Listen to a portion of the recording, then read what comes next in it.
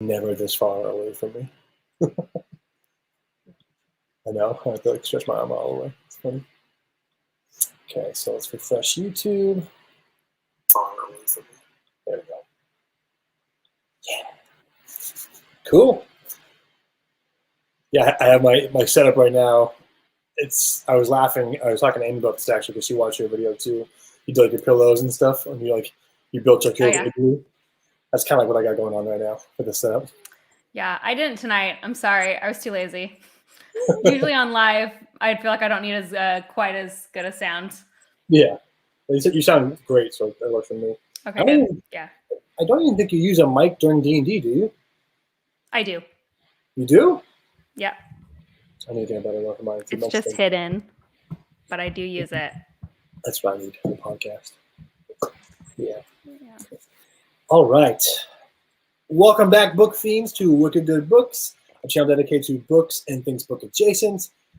Tonight, I'm joined by Bookborn, and we're going to be talking about balancing parenthood and YouTube, the creative life of being a content creator, and how we juggle that with being parents. So if you don't know anything about Bookborn's channel, I highly recommend it if you're a big fan of fantasy, both adult and young adult. She does really fun videos.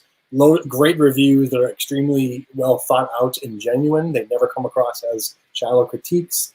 And some of her debating videos and just like deep dive character videos too, especially like the Joe Abercrombie ones lately, have been really fun to watch. So if you haven't checked out her stuff yet, she's a genuine personality. I think you're going to like her. But I'll let her introduce and say more about herself. Thank you. Oh no, you're much nicer about me. Thank you. Just keep going. Just kidding. Yeah. Except that I don't cover YA. To everyone's chagrin. Okay. Only adult. Yes, I am jaded and don't read YA to everyone's. Anytime I don't really like it. So yeah. I always try. I read Alchemist of Loom, or tried to read it early in the year, and I got like maybe 5 chapters in. I was like, okay, I remember why I don't do YA anymore. But that book is just bad because I think that's actually an adult book because it's advertised in the adult section of Barnes and Nobles. That's how I bought it. But that book was terrible. So good job for her. I was bummed because the art's so beautiful, but the way people talked, I was like, okay, I think I've officially moved on. I don't think, but yeah. I mean, I bought it just for the cover. Like, I was like, wow, I'm just going to buy it. I'm sure it's great. Yeah. Anyway, good. Yeah, it wasn't good. I finished it. It wasn't good. All 3 covers are gorgeous too. The artist is definitely pretty amazing. So that's kind of a bummer, but I feel like a natural good place to start with this, and again, for YouTube's sake and for it being live, like we won't be talking about our kids' names or anything, but we can talk about, at least for me, I'll talk about like the basics. I have 2 girls, one is 7 and one is 1. They are my entire world. They love to read. They love watching me create YouTube content, so at least the oldest does. And I started this whole YouTube adventure after film school, after becoming a parent. It definitely came after parenthood, but I wanted to kind of get that information from you and kind of toss that back to you. I didn't know you went to film school. I don't know how I missed that. We talk a lot. I didn't know you had gone to film. That's really cool. Yeah. Somewhere up there somewhere is my master's degree. It's just looming over me. Oh yeah, mine's looming over me too. It's perfect. That's cool though. I didn't know you went to film school. I have 2 kids as well. I have a son who is 6 and a daughter who is 2. And yes, I love them a lot, but they also make some endeavors like YouTube difficult sometimes because they need a lot of attention. Yes. All day, every day. Absolutely. Especially these days. I don't know about you, but my kids are home a lot more than usual. And it has been I won't say a struggle. It's just been like an adjustment, but it's also like, there's been pros and cons to it, which I'm sure is, and again, most of the things I talk about on my end, like this may not be relevant to other people, but hopefully someone out there watching is like, me too. But it has definitely opened up new opportunities, at least for my family, my kids, that weren't thought of before or would have been possible without this whole craziness going on in the world today. And it's definitely interesting to be juggling time with them and nurturing them and making sure they get like the same experiences I had growing up, but also like having this whole channel and trying to make it grow and put in the effort into it, because I don't like to just pump out videos. I like to really put a lot of time into them, and they take me forever. Mostly because I'm like a perfectionist and I just like go through them way longer than I need to, but also because juggling Parenthood and editing videos anyways. The shooting is usually the easy part. I shoot later at nighttime, but it's the editing. But that's just how I am anyway. Hi, Emily, first of all. I see that you joined us in the chat. Wow, they're popping up here, right? What's up, Emily? Yeah, it is a balance. I think for me, this last year was really hard for us. My son is very social, and so being stuck at home 24/7 was not good for any of us. So it was really hard. It is funny because you started your channel when? Right? Almost exactly a year ago. Okay. I thought that you had done it after me. So I think I've been on for like 14 or 15 months. Mm-hmm. Now, did you plan on starting your channel before everything happened in 2020? Or was it like now I'm stuck at home, so I'm going to start a channel? Yeah, and it's funny. I never really thought of it that way, but now looking like really, recollecting it now, it's definitely a massive part of it. I went to school for film. I worked in film for a short time, probably a year after I graduated. And I kind of moved around a lot. And when we came back to Florida after we moved to Atlanta for a short time, I just needed some like creative outlet to do when I was applying to film gigs and getting ready to start going back out there once we got settled back in Florida, because we're from New Hampshire, but we've been kind of crashing here for a bit. And the pandemic happened, and it kind of threw a wrench in those plans of me finding any stable film work, because it just film just was like a hard stop for across the board, completely ended from the top to the bottom for time out, basically time. And unfortunately, as much as I would love to tell my bills and student loans, time out, it didn't work that way. So I had to kind of like make do with what I had, and I had all these ideas in my mind that weren't going anywhere. And then I started reading a ton, which I've been a decent reader, not really an avid reader. I've read my whole life, but never as much as I do now. But with the whole staying at home thing, I was reading to my kids more. I was reading myself. My wife and I were buddy reading books together, and it kind of evolved from there. I kind of expanded to more people, and then my friends kind of got sick of me bugging them about 30 different books. They're like, I thought you were reading this book. I'm like, no, that was last week. I'm on this book now. And they're like, okay, well, I haven't even Amazoned the first book that you told me about, so give me some time. So I was looking for other people that were reading as much as I was, and that's kind of what got me to, watching BookTube. And from there, naturally, I was like, well, I'd like to get back into editing. I'm still writing separately, but I'd like to, film some stuff. And I never thought it'd be me in front of the camera, because I honestly almost hate You're used to behind it. You're used to behind the camera. Mm-hmm. But I wanted to talk about books and things that I love with people that like this kind of content, and that's kind of what led me here. I don't know if your journey was similar, but I definitely think the pandemic had something to do with it in terms of kind of being stuck at home with all this energy and ideas and creativity, no outlet to put it into, and then being like, oh, you know what? Like, I actually have what I need to do.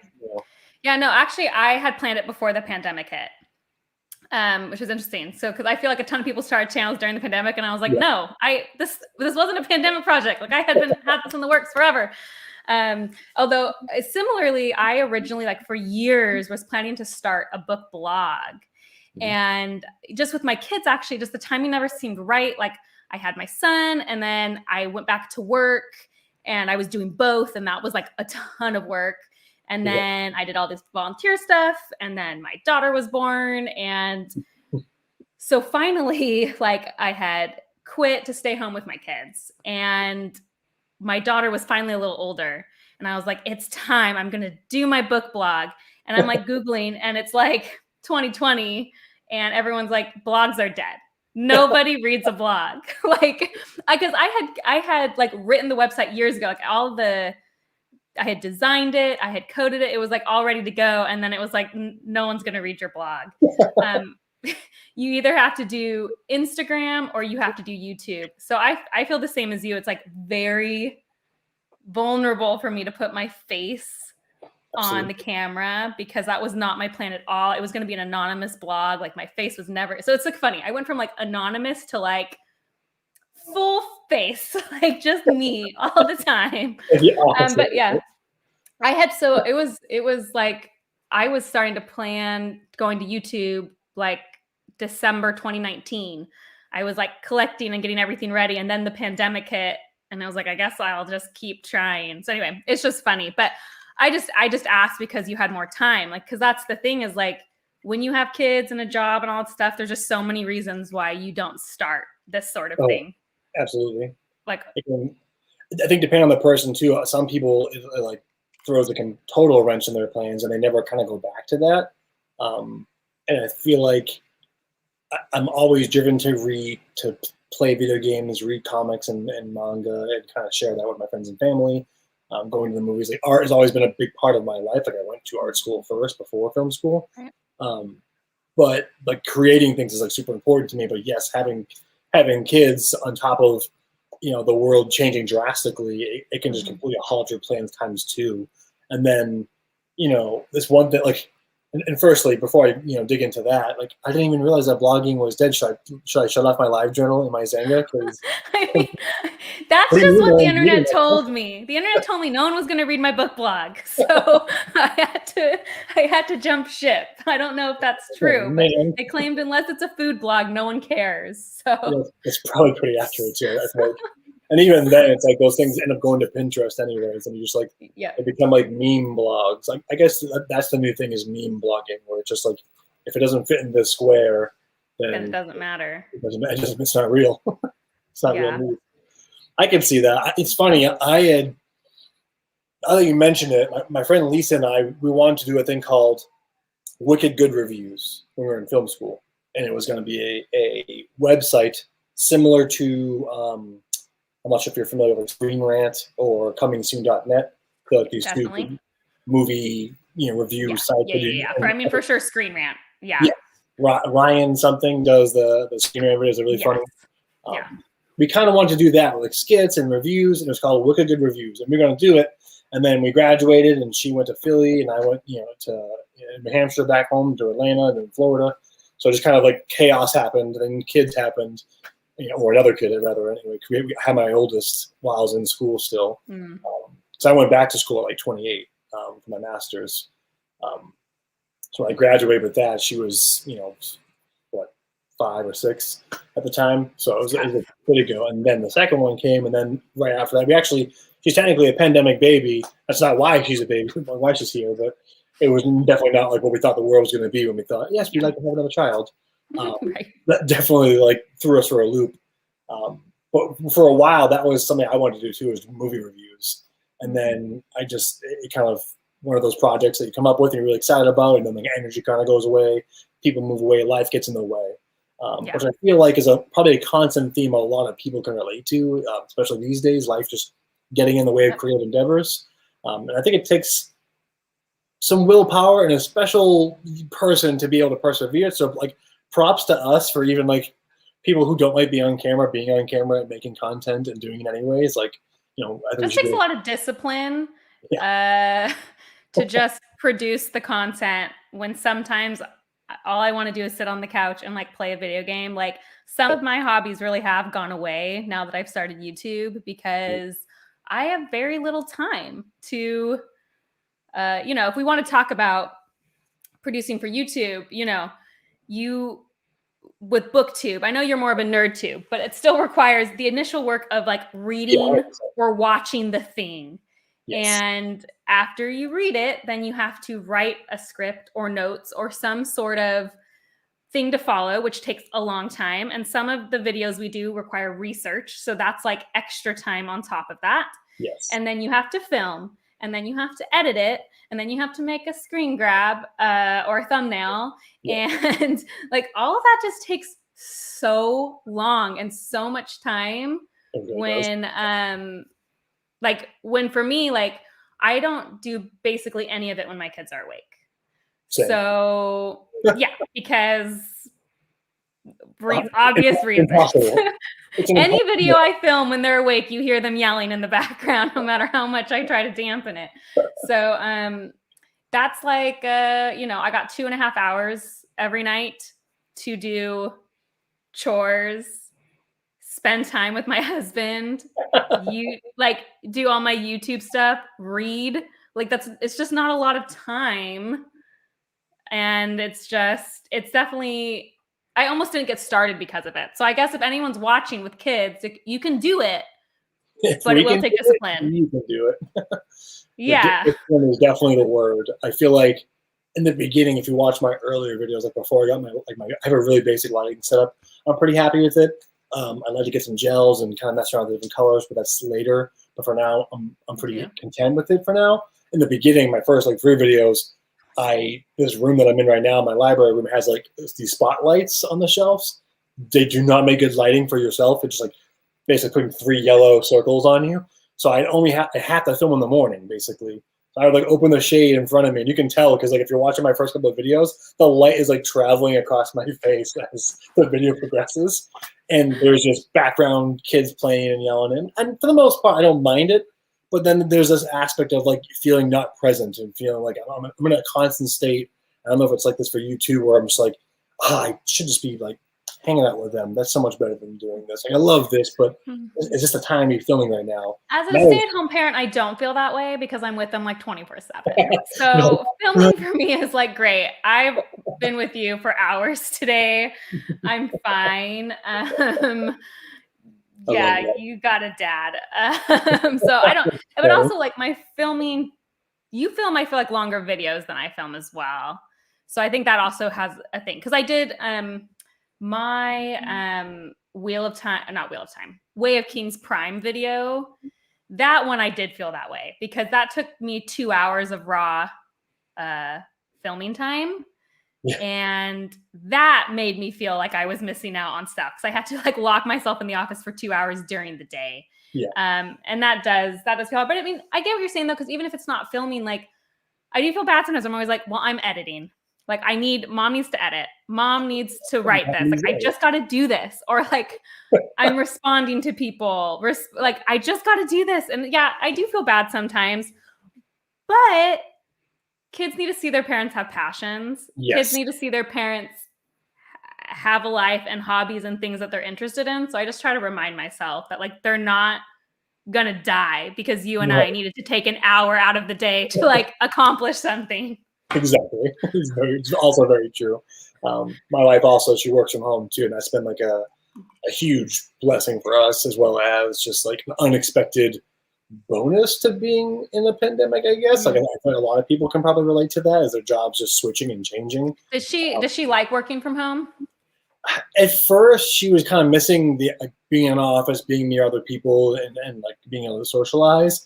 But she's also she's half an introvert, but also an excellent extrovert. So she's in the middle, but she really loves it now. I feel in the beginning, I think we were all adjusting to this new setting we found ourselves in, and I think she was probably stuck in that feeling of uncertainty with it. But now it's just she can't imagine going back to a regular 9 to 5 in an office. As much as she misses being able to see coworkers and stuff like that, she feels more productive now. She can get more done during the day. And she's also more active in the kids' lives, which is amazing because we're also doing homeschool for the time being. And that is a whole other thing. Yeah, good for you. But, without her, I mean, she's my rock. She's a super mom. So I give half of what I'm able to do is largely because of her perseverance with school. It was one of your questions that you had for our live. I was going to say that because you said is it difficult to juggle everything? And I was going to say yes, if you are a parent trying to do YouTube or Instagram or whatever you want to do, assuming you have a partner, it is just vital that they're on board. Yes. Because Zach is just I mean, I hear a lot about Amy, so I feel I know that she's super on board, and Zach is super on board. He's my biggest supporter. So he's willing to be okay, mom's got that live show. Mom's got to film. She's got to edit. You guys got to leave her alone. And that helps a ton because I wouldn't be able to do it without that, especially because I'm PST. So all the live shows I do are during dinner because I can't do them later than that because it's too late for East Coast. So that I would say that if you're watching, can I do it? You just need to have your partner be on board, supportive, and understanding of what it is we're doing, so that it's not just this obtuse or obscure concept of you're just talking about books. Yes, but also this. I have to make it look presentable. It has to be clean. And just deadlines. I mean, I don't think you have as much of a deadline on your channel, but like I'm every Wednesday at 9 or 10 a.m. Every Wednesday at 10 a.m. So like Zach knows what that means for me. That means some Monday and Tuesday nights, like that's bye. Like I'm going to be in the office all night trying to produce this. So it is wild. I've gotten to the point now where I have like a list of like ideas of videos I want to make, and then I have a list of like these are videos I have to, want to, need to make. Most of them I've already shot, and I'm now just in the process of cleaning them up and editing them. And what takes me the longest is art, finding images that I feel comfortable using. I generally like to get permission from the artist to use a lot of the stuff I show. Because I'm usually, with my channel, like, yes, it is at its core like mainly about books, and it does lean heavily on like what the design of booktube videos and content, but it also connects different things where I'm like, the video editing right now is comparing, video games or books that are like this specific video game. So there's a lot of crossover. So I've got images from the books, which is easy. When you find the right resolution, of course, and there's nothing crap you put on, Final Cut or Premiere. And then I gotta find other art from this video game. I'm doing this crossover, and that takes from importing it and exporting it and making it look clean. Like I could just toss it together and not be so concerned about it. But my big thing is, I think I've talked about this in the past too, is not necessarily legacy, but like enduring. I like the idea of my videos enduring. I feel like your videos the same way. Like 1 year from now, 5 years from now, 10 years from now, someone can still jump into one of my earlier videos and still get something out of it, where they don't just feel like, oh, that was a zeitgeist, a time and place in that year, and it's not really relatable now. I like that the videos kind of live forever. It's kind of how Quinn's ideas videos are. They'll be like that forever, like for the next decade or so. If anybody wants Dune videos, they'll go to his videos first. Like he's become that, for them. I think it's really cool. That's what I try to do, and because of that, with the way I shoot and edit and organize my schedule, it just takes me forever. So that's kind of why it takes me so long to get my stuff out. I'm terrified. That stuff does take time. Any video I do, I mean, when you talk mostly about books, you don't usually have a lot of images you can pull from, which is really hard. And since I'm only books, but there have been things I've done where I've talked about movies as a part of the books, and finding and sourcing clips and then downloading them and then re-uploading them and then cutting them. It takes so long. Like I didn't appreciate, I don't know if you feel this way, but like ever since I've been on YouTube, all of a sudden the YouTubers I watched regularly, I see them in a whole new light. Yeah. Like I'm all of a sudden noticing their cuts. I'm noticing their sound. I'm noticing their B-roll. And I'm like, wow, that took you a long time. Yes. Like I just didn't appreciate it as much, like how difficult it is to do all that stuff, or even just cutting out all the pauses, which I do in my videos. Cut out every pause, cut out every like it just takes forever. Yeah. And I know there's tons of YouTubers out there that will just shoot from the hip. They hardly edit, and it works for them, and that's great. It's almost like a lo-fi style, and that's awesome. I wish I could be as coherent and concise and articulate in my first take. It's usually a whole lot of ums and ums and likes, and me just being like, shit, what book am I talking about right now? Like just getting completely lost, like forgetting a character's how you like say its name, and like having to pause and go dig it out. So like one day I hope to get to a point where I don't have to do as much editing of this part, of the me part, but sourcing clips and art. Like I don't actually struggle. I don't actually do too many ums or like too many pauses, but like to be successful on YouTube, you can't have like even a sort of pause. Like that's the problem. Like some people can if they have that really great personality, but I don't necessarily feel like I've got that, like je ne sais quoi. So I need the like, I need to do something fast paced, and like just can't, like you lose them. Like you go, anyway, it's just. Yeah, it's crazy because, it's because YouTube loves the algorithm, right? So they love that time stamp. And I know my videos are, I guarantee you anybody scanning my videos for duration and time and trying to like work with me is probably like, oh my God, like, then it's not like an even number. It's always like an obscure number I end on minutes wise. But I've been trying to. Does anyone try to make them an even number? I never try. I just film until I'm done. I feel like that's how I thought everyone did it. And then I started like kind of looking at everyone's timestamps and like, damn, like how did they do that book review in 6 minutes? Like what? It took me like an hour, and I had to cut it down to 30 minutes. And I was like, yes, mission accomplished. But I see some YouTubers that are like, 6 minutes, that's the whole book. And I'm like, what am I doing? I mean, that is me sometimes. Yeah. I do some 6-7 minute reviews, but I think it's just like a different style. But I think it's a different style though, because like some people want a short review, some people want a long review, and even just me as a person sometimes will change. Like sometimes if I love a book, I need someone to talk about it for like 40 minutes. Yeah. And sometimes I just want to know like a quick overview, you know, what you want. So I mean, it's all about style, you know. It doesn't one's not better than the other. 100%. So but I've written down some like dialogue, kind of words that encapsulated things that first came to mind when I was thinking about being a parent on YouTube and just being a creative parent in general, trying to create yourself for a community, for a fan base, while still being active and present as a parent, as an active member, spouse as well. Words like time and patience, and control and freedom and legacy are the big ones for me. And we've kind of talked about time with organization and scheduling and prep. I don't know, I'm not sure how much prep work you do. I know for your was it Way of Kings Prime, you had like a lot of prep that went into that. I remember the class. So much prep. Actually, I prep a lot for all of my videos. All of my videos take quite a bit of prep. I mean, book reviews less. Book reviews take me less prep. But almost all of my videos take a surprising amount of prep. Yeah. And also, I'm with you, Ryan. Welcome, Ryan. I also get tired of editing and cut a lot out at the end. Just like, I'm done.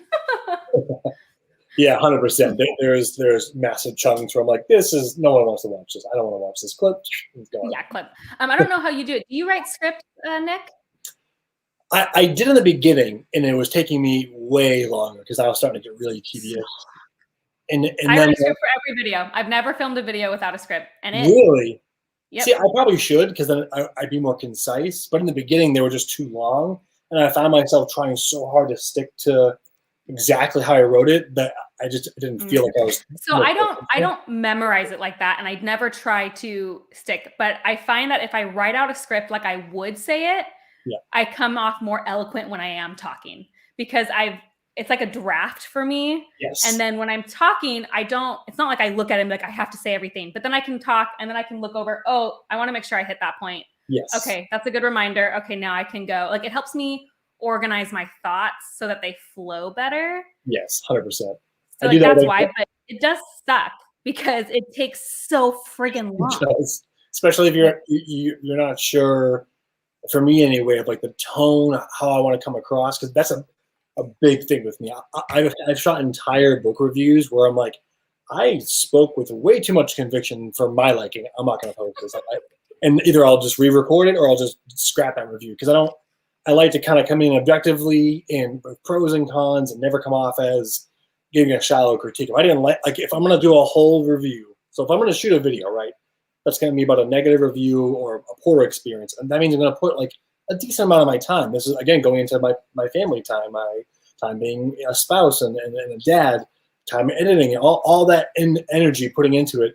It's going to be worth it, right? So if I feel like I'm just like ragging on this book and not liking it, it doesn't feel like I'm getting anywhere with it, I'll just scrap the whole thing. Like my tone for me is super important. If I come across unintentionally a certain way, like if I was just like really passionate about not liking something, I'll stop myself and be like, I need to re-record this, or is this worth the time it's going to take afterwards to edit it?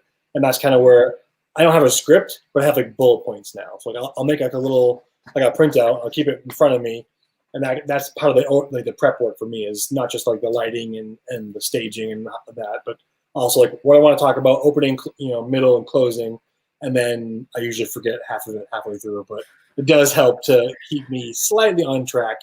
I should be doing it more because my goal is to make shorter videos as I continue to go on my second year on YouTube. Especially now that I'm starting to connect to other things, books, movies, anime, video games, TV, things like that. So that's going to come in handy, keep myself concise. And I feel like that's a large part of the time dialogue word I put here, where scheduling and prep and organization is key. I feel like I can't imagine doing this as a parent, as an unorganized person. It would stress me out. Like, I mean, I have it like, cause I drop every Wednesday. So I have it down to like, okay, Wednesday's drop day. That's my break. Thursday and Friday, I write a script. I film Saturday, and then I edit Monday, Tuesday. And like, that's my week. every week. Like, it's got to be that way. I mean, except this week I didn't film today, so now I have to figure that out and film and edit on Monday. This counts. That's why I'm not filming. I'm doing a live show instead. That's okay though. You know, I like the spontaneity of it, but also kind of giving yourself, you know, one of my things here I think was kind of replenishing was freedom, right? So hobbies, me time, replenishing the well. I do find that every time I've taken a break from making videos, the video I make when I come back always feels like that much more energized for me, and maybe. Or I had an idea, you know, for one video, and then halfway through shooting it, I kind of paused and came back to it later, like a week later, and it came out so much better because of that little gap. I think having that freedom to, or allow yourself to have that freedom anyway, to have, you know, other hobbies, to have your free time, and to kind of replenish your creative well, that's super important too. And I'm not sure how you do it. I know for me, it's just kind of either watching other content creators, watching film, listening to music, or just reading for myself. That's usually how I kind of recharge, but also like leaving the house. Just reading. Reading is how I recharge. And video games, I just haven't been able, like, I literally just haven't had time to play, which is always sad because I do love video games. Or just, sometimes just being able to like watch something. I don't really watch much TV. And sometimes like you just need to do something mindless. And I think for me too, the other time care comes in is like, right now, I don't have to respond to every one of these comments this second because it's really important to me. I respond to all the comments, and recently it's been like really taxing. And so I'm like, I don't have to do this every day. Like, if people wait 2 days to hear from it, I can do it when I'm in the mood to talk to people. And if tonight I'm not, then just don't do it. And like Zach finally telling me, you don't have to respond to mean comments. Like, when people are mean to you, you don't have to respond nice. Just don't respond. And it was like, oh, you're right. Like, someone just told me I suck. I don't have to respond to that. Okay. And so it's been like a learning process of being like, I don't have to take abuse. I don't have to make it my life 24/7 to just be fun. Also, Ryan over here is like shots fired about Captain America. What he says. DC or Marvel. I don't think anyone agrees with you these days. My parenting tip is still love for DC Comics over Marvel, especially no Captain America. I'm partial. I like Captain America and Iron Man. I like DC too. I like that. I like some Batman. I think he's talking about the fact that I have a giant Captain America shield. Yeah, that might be it. I wasn't sure if it was it was BB-8 or the shield, but I guess it makes sense. I can hurt him though because now I have Sting. You do have Sting, which is pretty amazing. I do have Sting now, so I can hurt you for saying that. Let's see. And now I'm realizing why I won't get a following. People can. That's not true. That's not true. There's so many people that I know for a fact shoot from the hip and don't do any prep and are extremely successful. Super successful. You can tell that they have no script, but if you have the personality for it, or just like if what you're saying is of value, then all that stuff doesn't matter. As long as someone's tuning in and leaving your video, your content, it's like they gain something. That is like 90% of I think what makes a successful channel. It's all about what your goal is with it.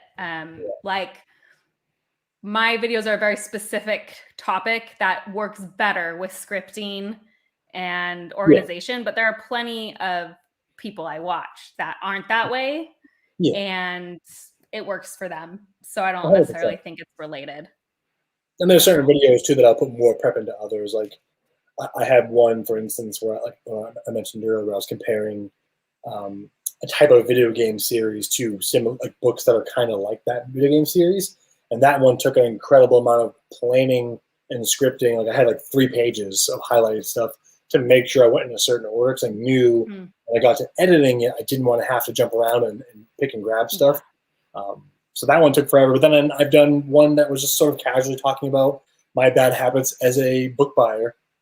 And I have no self-control when it comes to buying books in the store. If I see something I like, especially when I got the app where you can scan it and see what's cheaper online, but I'll still buy it. And that video was like, a paragraph of just kind of reminding me of what the topic was and what not to talk about and what to talk about. So it all depends on what you're shooting to and the type of content you're working on. But I think it all depends. This is a gold sigil. If you're a fan of Pierce Brown's The Red Rising series, this is the symbol for golds. They are one of the factions in that world. I got this from a website called Shit Escalates. It's Pierce Brown's little clothing Wear website. It's pretty amazing. They have some really cool products if you're a fan of that series, and for good prices too, which I'm a huge fan of because I buy a lot of t-shirts. Good one.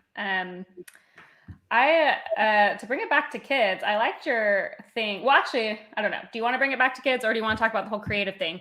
I found it very interesting that you originally had titled this "Being a Creative on YouTube," and it was funny to me because I don't consider myself a creative. And so, well, I consider you a creative, but that's just funny. It's just never a word I've ever used to describe myself. You know, I have a master's in engineering with a minor in math. I am very like squares and rules and analytics and like not an artist or a creative person. So I thought that was interesting, like that we have different viewpoints. Like for you as a film school student, like BookTube or YouTube is like a creative endeavor, a way for you to bring out your creativity. And for me, YouTube was a way for me to finally voice my passions and to find something that was just for me, being a mom. Like, because I loved working. I mean, I loved being an engineer. I chose to stay home with my kids because I'm also what's it called, like controlling. So I wanted to you know, be able to control like exactly what my kids were doing and raise them the way I wanted to raise them when they were young. Like that was really important to me. But I lost a huge part of, you know, myself in losing that work side. And so for me, like, even though I am not trying to make money with BookTube, it's more of like a work endeavor for me as a way to add structure and purpose. Anyway, I just thought that was interesting. It really has nothing to do with what we're talking about. I totally get it. It helps, especially now where it feels like these days bleed into the next. And it's like, you know, I look at my schedule, it's Friday already. I'm like, what happened to Tuesday? I don't remember how I got here. I don't remember the in-between. And this definitely helps to you know, create these little markers for ourselves. These you know, it's both creative outlet, but also a marker to keep ourselves in check for having some sort of structure. Not just because of world events and us kind of being stuck at home for more than the normal time. I mean, we like to stay home too a lot, but we're like big hiking and beach family. Like, we like to go out to Disney and stuff. So, but yeah, it's just interesting. Like, I don't know, maybe I don't know how you feel about this, Nick. It's different for every parent, but also BookTube was a way for me to find my identity again. I talked about this actually recently in my review about Sword of Kaigen. Have you read Sword of Kaigen? Will you remind me? Yeah. You sure have. You like it, right? We've talked about this. I can just not remember. That's why one of the reasons I love Sword of Kaigen is that's a big theme in Sword of Kaigen. And it was like, oh, like that is why I even did a BookTube, was just like to find you know, relating to a parenthood, to like remind myself and give myself a hobby again that was just purely for me as an adult who liked to do stuff. So I don't know if that was any of yours at all, but very, very similar for me. Because I went to school, my undergrad was for creative writing, and writing my book or trying to, that's like goal number one, passion number one. But it takes a lot of time, and I'm a very emotional reader, and I've learned, especially more recently, energy and time are two different things, and usually I have one over the other. And so with that kind of on hold or kind of coming and going, and then graduating from film school and wanting to kind of apply what I learned in, you know, my undergrad to a film school thing, and then the world kind of stopping drastically, I felt like I was losing not necessarily my edge, but not being able to practice. And I'm a big visual learner. I'm a hands-on learner, so I'm not doing something physically or like actually doing the act of it. I get rusty real quick. I'm like, I feel like I'm missing something, especially with how fast technology advances these days. Where, you know, Final Cut Pro or Adobe Premiere is completely different than it was 10 years ago. So for me, it became part of like, again, like my identity as an artist, as someone who's like, if I apply to an editing job, but I haven't edited anything in a year, that's going to mean something. That's going to, not just for the person that's looking at my resume or my interview, but for me, my confidence. So how can I but I also don't want to walk around my phone and just kind of like shoot nature stuff and edit that together because that's not serving anybody.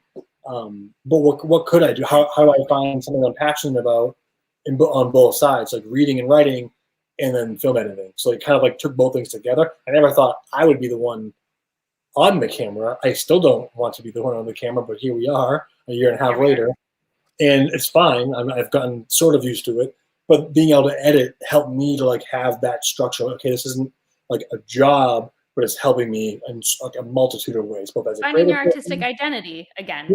Yeah, that's cool. That's funny what Ryan just mentioned, because that's one of your questions we were going to go over. About mentioning kids in videos. And I'm super protective of my kids. So I don't think I've ever mentioned their names in a video. You could probably find them. I'm not saying like I've been so careful, but like my Instagram is private. My husband's is private. You'll barely ever see me post pictures of my kids. I've done a couple in, I think, Halloween costumes, but I try really hard to do their backs. Parker, oh, I just said his name. Look at that. I said I've never said their name online, and I just did it. My son is technically in one of my outros of my video just because it was funny. But for the most part, you're not going to see them online. Like I can understand why your wife wasn't thrilled, just because there's just so many creepy people. But it is hard because I want to share them sometimes.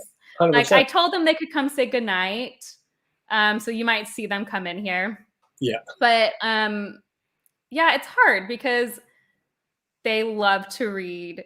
They love a lot of the creative endeavors. And so I like to, I wish, but I try to keep my talking about them pretty light. I'll talk about them more like Nick in your Discord, where I feel like the community's small and I feel relatively safe communicating with those people. But just on a wider audience, I try not to. Now, saying their name's probably not a big deal. You can go find my kids' names. It's probably not hard. But just keeping it on like a down low. I don't know. Because I don't feel like you advertise your kids a ton on your YouTube channel. A little bit on your Instagram. My Instagram is on and off private depending on what I'm posting. Now that I have the Look at Good Books Instagram, I probably will move back towards private again because it's not just for my channel. It's like just for my life stuff. And I have a lot of friends from the East Coast I don't get to see in person, so like this is a way for them and family to see them. But as far as like my channel goes, so once that's private, like it'll just be my channel. Now I know my oldest, my daughter, she's been in and out of like a couple. Like I think she's in one outro, and then you can hear her a couple of times like talking. And she always wants to be involved. Like she'll see me doing it. Like a minute ago, she was sitting right here watching me. She's on her Switch, but she's like. She loves to watch, and part of me. I saw someone running back and forth back there. She thinks she's being stealthy, but like the camera can touch her head. But as far as having her in front and center for longer than 10 seconds, I get uncomfortable about it because the world is just a crazy place, and I also don't want to take that from her to have her grow up and be. Granted, I can at any point in time delete this video, so like, there's that aspect to it too. But I also don't want having your daughter in there for 10 seconds isn't like these dumb family bloggers. I'm sorry if anyone who's watching is a family blogger. I just do not support it. I just do not support it. You're just seeing their whole life, and then if that kid just wakes up one day and wants to be a different person, which is going to happen probably 1,300 times before they're 13 or beyond or below that. So you're kind of, I feel like you're taking something from them they don't even know you've displayed. So for me, it's more like Easter eggy. If that makes any sense, like I did a Dune unboxing video for my Folio Society Dune, and I like in my mind I'm like, oh, this will be awesome. I'll just put the camera up here and then the lights. And I was like, Nick, you don't have that kind of tripod. Also, like you're ready to record right now. So like, I had to like do a whole setup where she helped me hold it to get a few shots, and then she helped me get all the trash like off it so you can see her little hands kind of poke in and grab some stuff and go together. And she's kind of giving me shit as I'm doing it, but like. That's about it. And someday we've talked about maybe doing like a book review together because she reads a lot. She reads a lot of manga right now, which is awesome. She's reading a lot of Sailor Moon. She's like a Zelda fangirl. She's probably one of the biggest. I love her little costume you sent. That was all her. Like Amy and I are both creative parents in our own way. Amy's very tactile. She creates crafts and is a painter and a photographer. I think that's kind of where Emerson gets it from. I think she gets a reading from me and her enjoyment of things like movie, TVs, and video games from me. From my wife, I wake up one morning and she's sitting there in a full-on Skull Kid cosplay out of felt that I didn't even know we had. And I'm like, what are you doing? And she, I'm making the Skull Kid costume. And I had a live chat a couple of weeks ago, actually. And it was for my patrons only. So again, you mentioned it earlier, like we have a tight-knit, small community. It's like just under 30 people. A lot of them are either close family friends or close friends or now become friends by being there. And it's more of like a family vibe, like a community vibe. We don't really talk about like the brand of Wicked Good Books. Like I don't really care about that in our Discord. It's more about like the community. I think one of my patrons the other day said that I won't say her name here because I'm just watching, but she said something like, I like that I feel safe being able to kind of just like pop in and talk and like be more exposed because it's more like a tight-knit family as opposed to like a larger just the internet. And it's just it sucks like it's like the little things, which is like feels gross to talk about, but it's like my kids are never gonna be on screen without me in it because that's like more dangerous. So like if I'm in the screen, it's like less dangerous. Like it's that whole thing, appropriately clothed to make sure like all that kind of stuff. It is funny. I mean, my son has filmed his own videos, mostly talking about Pokemon cards. He loves it, but also like they've come in to say goodnight. Do you want to come and say goodnight to everybody? You can pop up and say hi, and then you guys have to go. Okay, my son doesn't want to, but see, they're just coming in to say hi. There's almost like no live show I can do where they don't want to say hi. Okay, I'll say goodbye. What's up? Okay, I love you guys. Now go to bed. That's how it is for me too. My oldest will come in and out while I'm doing it, and she's been lately staying up way later than she needs to. But with this whole being at home, everything losing contact of time, it's hard to be like, you have to be up for school at 9. There's no school bus, so whatever. Just play Zelda until it's But we do our best to get into bed at a good time. But she does read a lot and does try to pop in a lot of my live chats. But she'll never be on there without me. And if the time comes where I do a video where like we're doing a review together, I might wait a year from now just to see if she's still interested. And I know I feel the same because I think my son would love to do that too. He's an avid reader. Yeah. But like you said, that's a video that you could delete very easily if they ever dislike it. And I would definitely, if my child ever said like, hey, I don't like that that's on the internet, I'd be like, done, it's off. Yeah. Without kid cameos. It couldn't be. My kids like just randomly walk in on my videos all the time. It's fine. My patrons got to see my oldest in her full Skull Kid cosplay. This is what I mentioned earlier about 2 weeks ago, and she had gotten in the chair behind me, and I could see her, and like I knew she was there, and I knew it was the patron, so I didn't really mind it because our little small group. But I didn't know until I rewatched the video. I was showing it to my sister Lisa. I was showing it because she missed the live show, so I was kind of going through weird screen sharing, and I was doing the highlights of things I thought came out pretty good. And she's like, "Is she mocking you?" And I froze and went back. And my daughter was behind me going like, I talk with my hands a lot, and she was behind me going like mocking. And it was hilarious, and I loved it, but. Just like roasting you. Roasting me the whole time. Ryan, are we not worried about the sword? We actually did have a serious conversation with our kids about the sword. We're like, you're not allowed to touch the sword. The sword stays up there. There's actually a lot of stuff in here they always want to play with BB-8, which we used to play with more, but like they're not very good at it. So they keep running it into walls. And so I'm like, no more. And then I also have Birdie Bot's Ever Flavor Beans from Harry Potter World, which are not allowed to be eaten. They're just a decoration. They make me happy. And they just always want to eat them. Like they just like you know what I mean? I was like, no, you're not allowed to eat them. I've had them. There's some of them are okay. Some of them are just weird. I have eaten them. This particular set though is for like my decoration happy memory box. I love that. We had a serious conversation about the sword. They're not allowed to play with it. They're not allowed to pick it up. And I love how that conversation began. Like, you can't touch mommy's sword. Can't touch mom's sword. It's my sword. I love that. Where were we? We had a store the other day, like an anime convention store, me and my oldest, and they had a Link Master Sword, and she was like we can't leave until we bring that home. I was like, it's $400, so we're gonna leave right quick without the Sting sword. was cheaper. I took small sword. I took a picture of it. I was like, there you go. It's coming home in picture form. Zach wants more swords, so I'm sure we will eventually end up with a master sword. But I told him he has to wait till we get more bookshelves and we can fit it. Yes. Which is, and I think all this kind of leads into, or is kind of revolving around one of my keywords for the dialogue here was patience and, curveballs, gratitude, motivation, self-care, all things that come to mind when I'm thinking about dealing with having little ones coming in and out of your videos, being around, trying to give them the attention they need and deserve, while also keeping to your schedule, your creative identity, your technical identity, whatever it might be.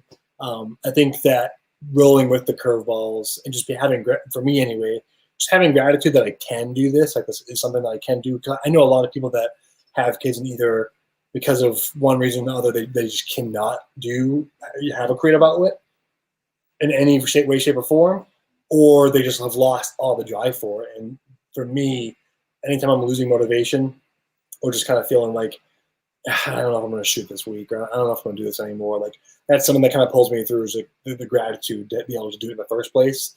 And seeing, especially my oldest, my youngest, she's only 1 plus a few months, so she's not 100% there with what I'm doing yet. It's not a whole lot of goos and gagas and random nonsensical words, but she does like to mess with my books all the time. I have actually noticed there's been like 4 books that are massively misplaced lately where I'm like, how did that get there? But it's all like within, because she just started walking.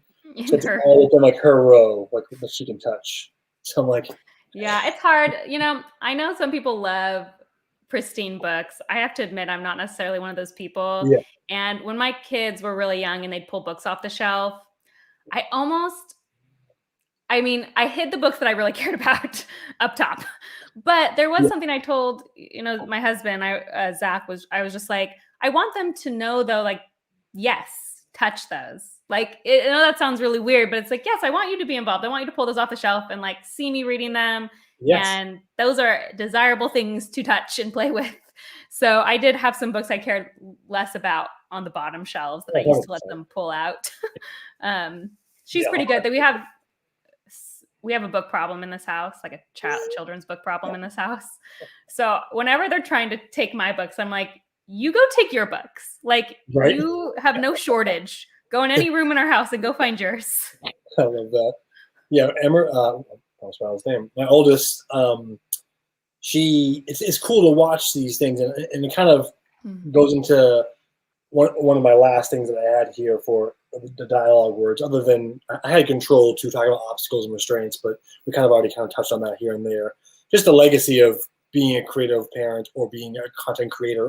And going back to that even further, I just want to say that I consider what you do on the channel Bookborn to be very creative. Your ideas, the way you execute them, how you talk about them, how you structure them, the personality, that is a part of creativity. Even engineering, to a degree, is a form of art. Look at architecture.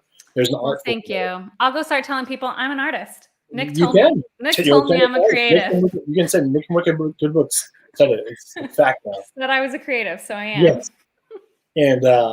And so with legacy and having our kids kind of watching us do this, I think it's super important to have them here too. Like, not always in it, but like nearby. I try hard not to kind of shush them away unless I know I really. When I'm editing, it's like headphones go on, 9 Inch Nails goes way up, and I'm in the zone. Usually I lose track of time. When I'm like filming, getting set up, or in between takes, I like them being there, especially my oldest, because there's little things I'll notice. I'll go around the house. I noticed that she took all of her favorite books out and like stacked them up in like an organized way on her little shelf. She has 2 bookshelves. Like one's like a massive tall shelf with a bunch of like picture books, most of them that she's too old to read now. And there's like her favorites now. She kind of like did her own little design. It had nothing to do per se with what we said, but I like that she is seeing me doing this and gets that inspiration, but also like it ends up being part of her identity too. It's like we always joke when you're like creative parent or you like creative things, like forcing onto your kids. Like I had friends who were like, of course your kid's Ray for Halloween, because Nick's a huge Star Wars fan. I'm like, that had nothing to do with me. Like, yes, it did, because I was watching a lot of Star Wars near her in her presence, not necessarily with her, but they like what they like, and they latch on to things that speak to them or that they see speak to their parents, and then they want to be involved. So that in turn makes them happy.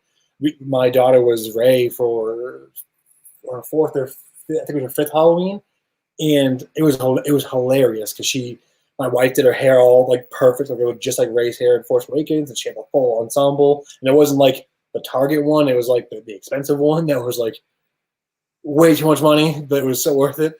And you're talking to the wrong person. I spend so much money on Halloween, so go nuts. I've seen your cosplay, so yeah.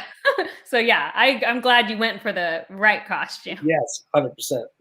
And we went to the neighbor's house, and it cracked me out. This is like not where it started for me, but when I started to see the effect I was having on her with different things, where she's listening to me talk passionately with other creators and other friends of mine that talk about this kind of stuff, whether it be books, movies, or otherwise. And my neighbor we don't know them personally, but she was doing trick or treat, and she's like, "Oh, are you Princess Leia?" And she's like, "No, actually, I'm Rey." And she's like, "I don't know that one." She's like, "You should watch Force Awakens, and you would know who I am." And I was like, "Okay." Like just seeing like that passion and that love for it, and then that kind of turned into Zelda. She loves Zelda now and is like utterly obsessed to the point where she's reading all the mangas, and she's in second grade now, so her reading level is pretty okay. But like mangas are still a little tough for her. But like, poking in at time to say goodnight and seeing her reading on her own has just been like one of the greatest, not necessarily achievements of my life, because it's a pretty low one, I guess, as achievements go. It's not a low one. No, it's not low. I feel like that is one of the best things about being a parent, because I wasn't a maternal person at all before I had children. Wasn't sure I even wanted children. Yeah. Just like if any of you out there feel that way, I feel ya. I was just not a maternal person. I did end up deciding like I wanted kids. But one of the best things, if you're like on the fence, maybe like I was, is sharing your favorite things with them and then getting to re-experience them. Oh because gosh, yeah. It's the best. Like I'm reading, some of my favorite childhood books with my son, and it's like he's so excited about it and gets so obsessed, and you're like, oh yeah, this is what it like felt like to get into this the first time. Yes. And we haven't shown Star Wars yet. I'm a huge Star Wars fan as well, and I'm waiting for the perfect moment. I'm one of those weird people who's like, it has to be perfect. He has to be just the perfect age. Yeah. It has to be, but it's like the excitement of like getting to share those things. And then there's the worry, because I've always been a huge reader. Like that has been a core part of my identity since I was very, very young. Yeah. And so then you have kids and you're like, are they going to even like to read? Right. And it's like, it's a fear. You're like, oh my gosh. And so far, at least with my son, and my daughter's not old enough to read. She's only 2. So, but my son consumes books, like is an insane reader. We'll read for hours a day, like loves the library, loves the bookstore. And it's just so awesome. It's like, yep, we did it. You love it. I hope mission accomplished. Mission accomplished. I hope it stays with you.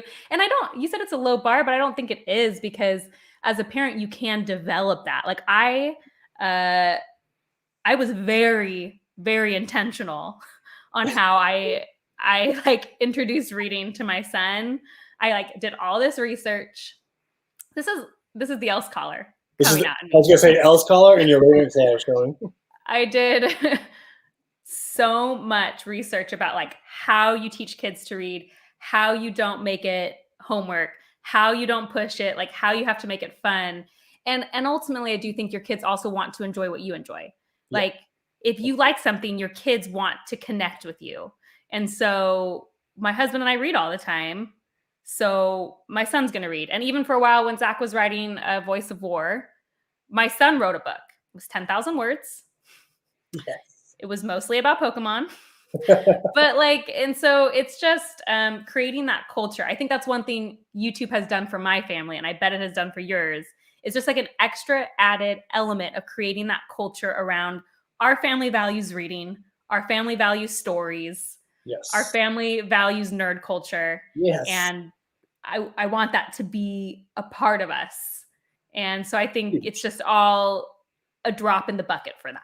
100%. I feel like, especially, and for me, I don't know if it was the same for you, but growing up, I was born in '88, so I went through like end of '80s through earliest of '90s, and that was a time when liking nerdy stuff like Star Wars and anime and reading wasn't necessarily like the cool thing, but it wasn't like it is now. And I feel like nurturing that vibe in the household of like this is you're cool. Right. I remember someone told me and Zach, because we were like, oh yeah, we play D&D, and they're like, oh, but that's cool now. And I was like, yeah, but we were nerds before it was cool. We'll also be nerds after it's not cool anymore. It's just a lifestyle. We are not nerds because it's cool. Exactly. The trend burns out. I'm only like a year younger than you. So I remember the times well. Love it.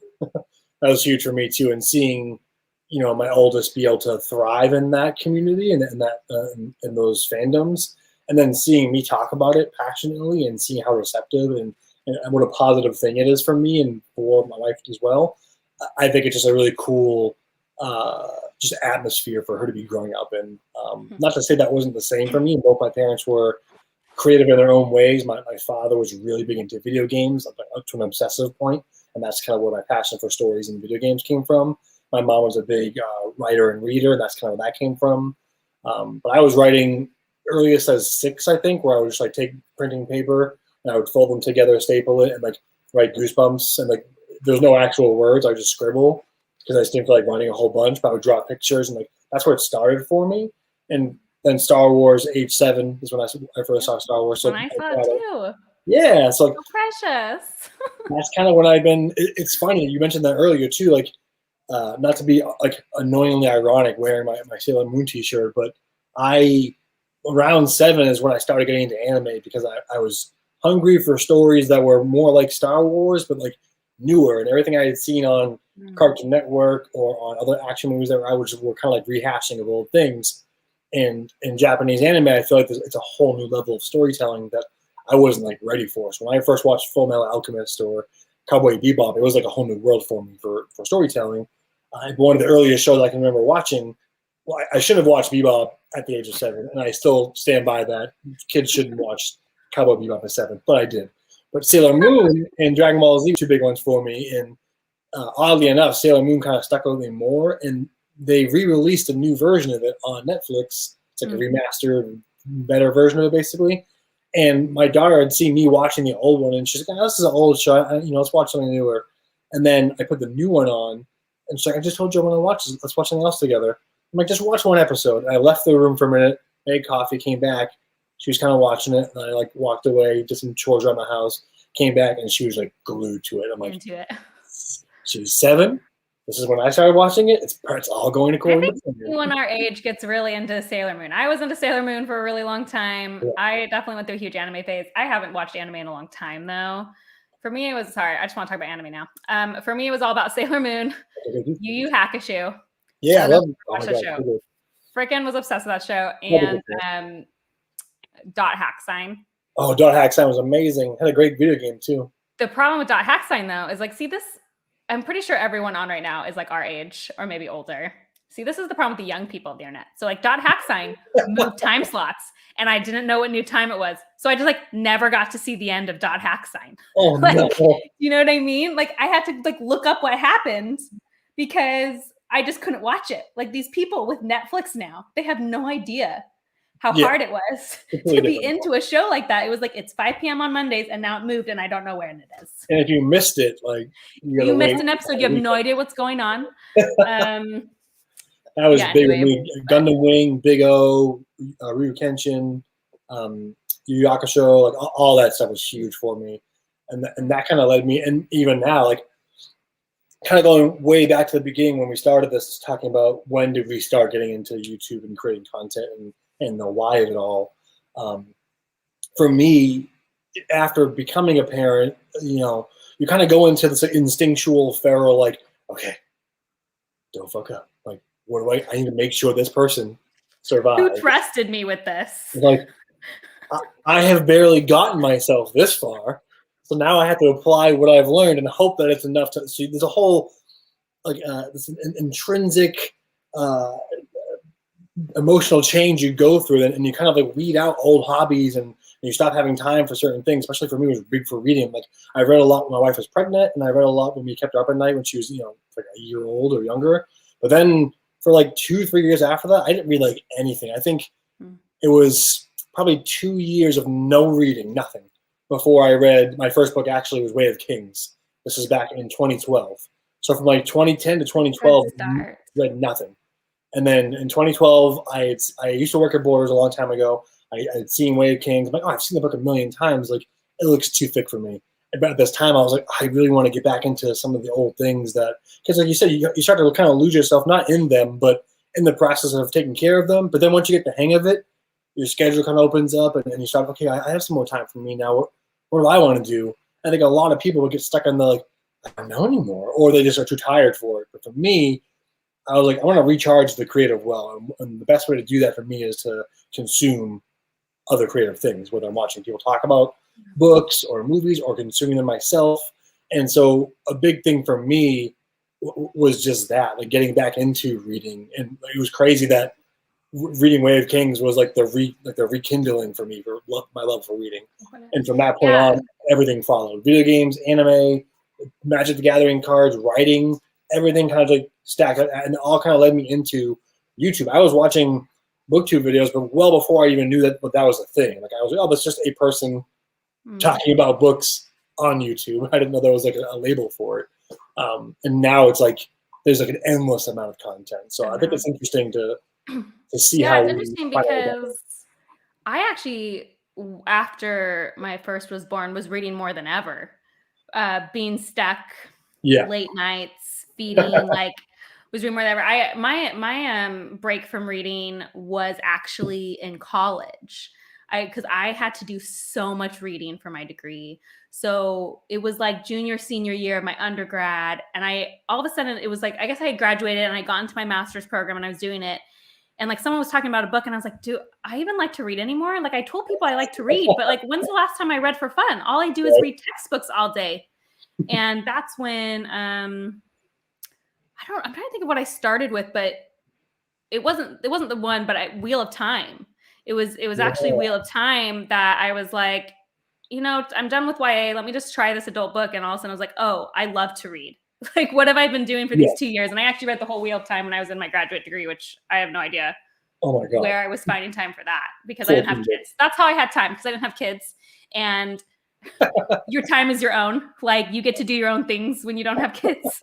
What's that like? But it's kind of funny you say that, because like once I had kids, I felt like I was reading more than ever, maybe just because of the late nights. But similar though with the identity thing, just with BookTube.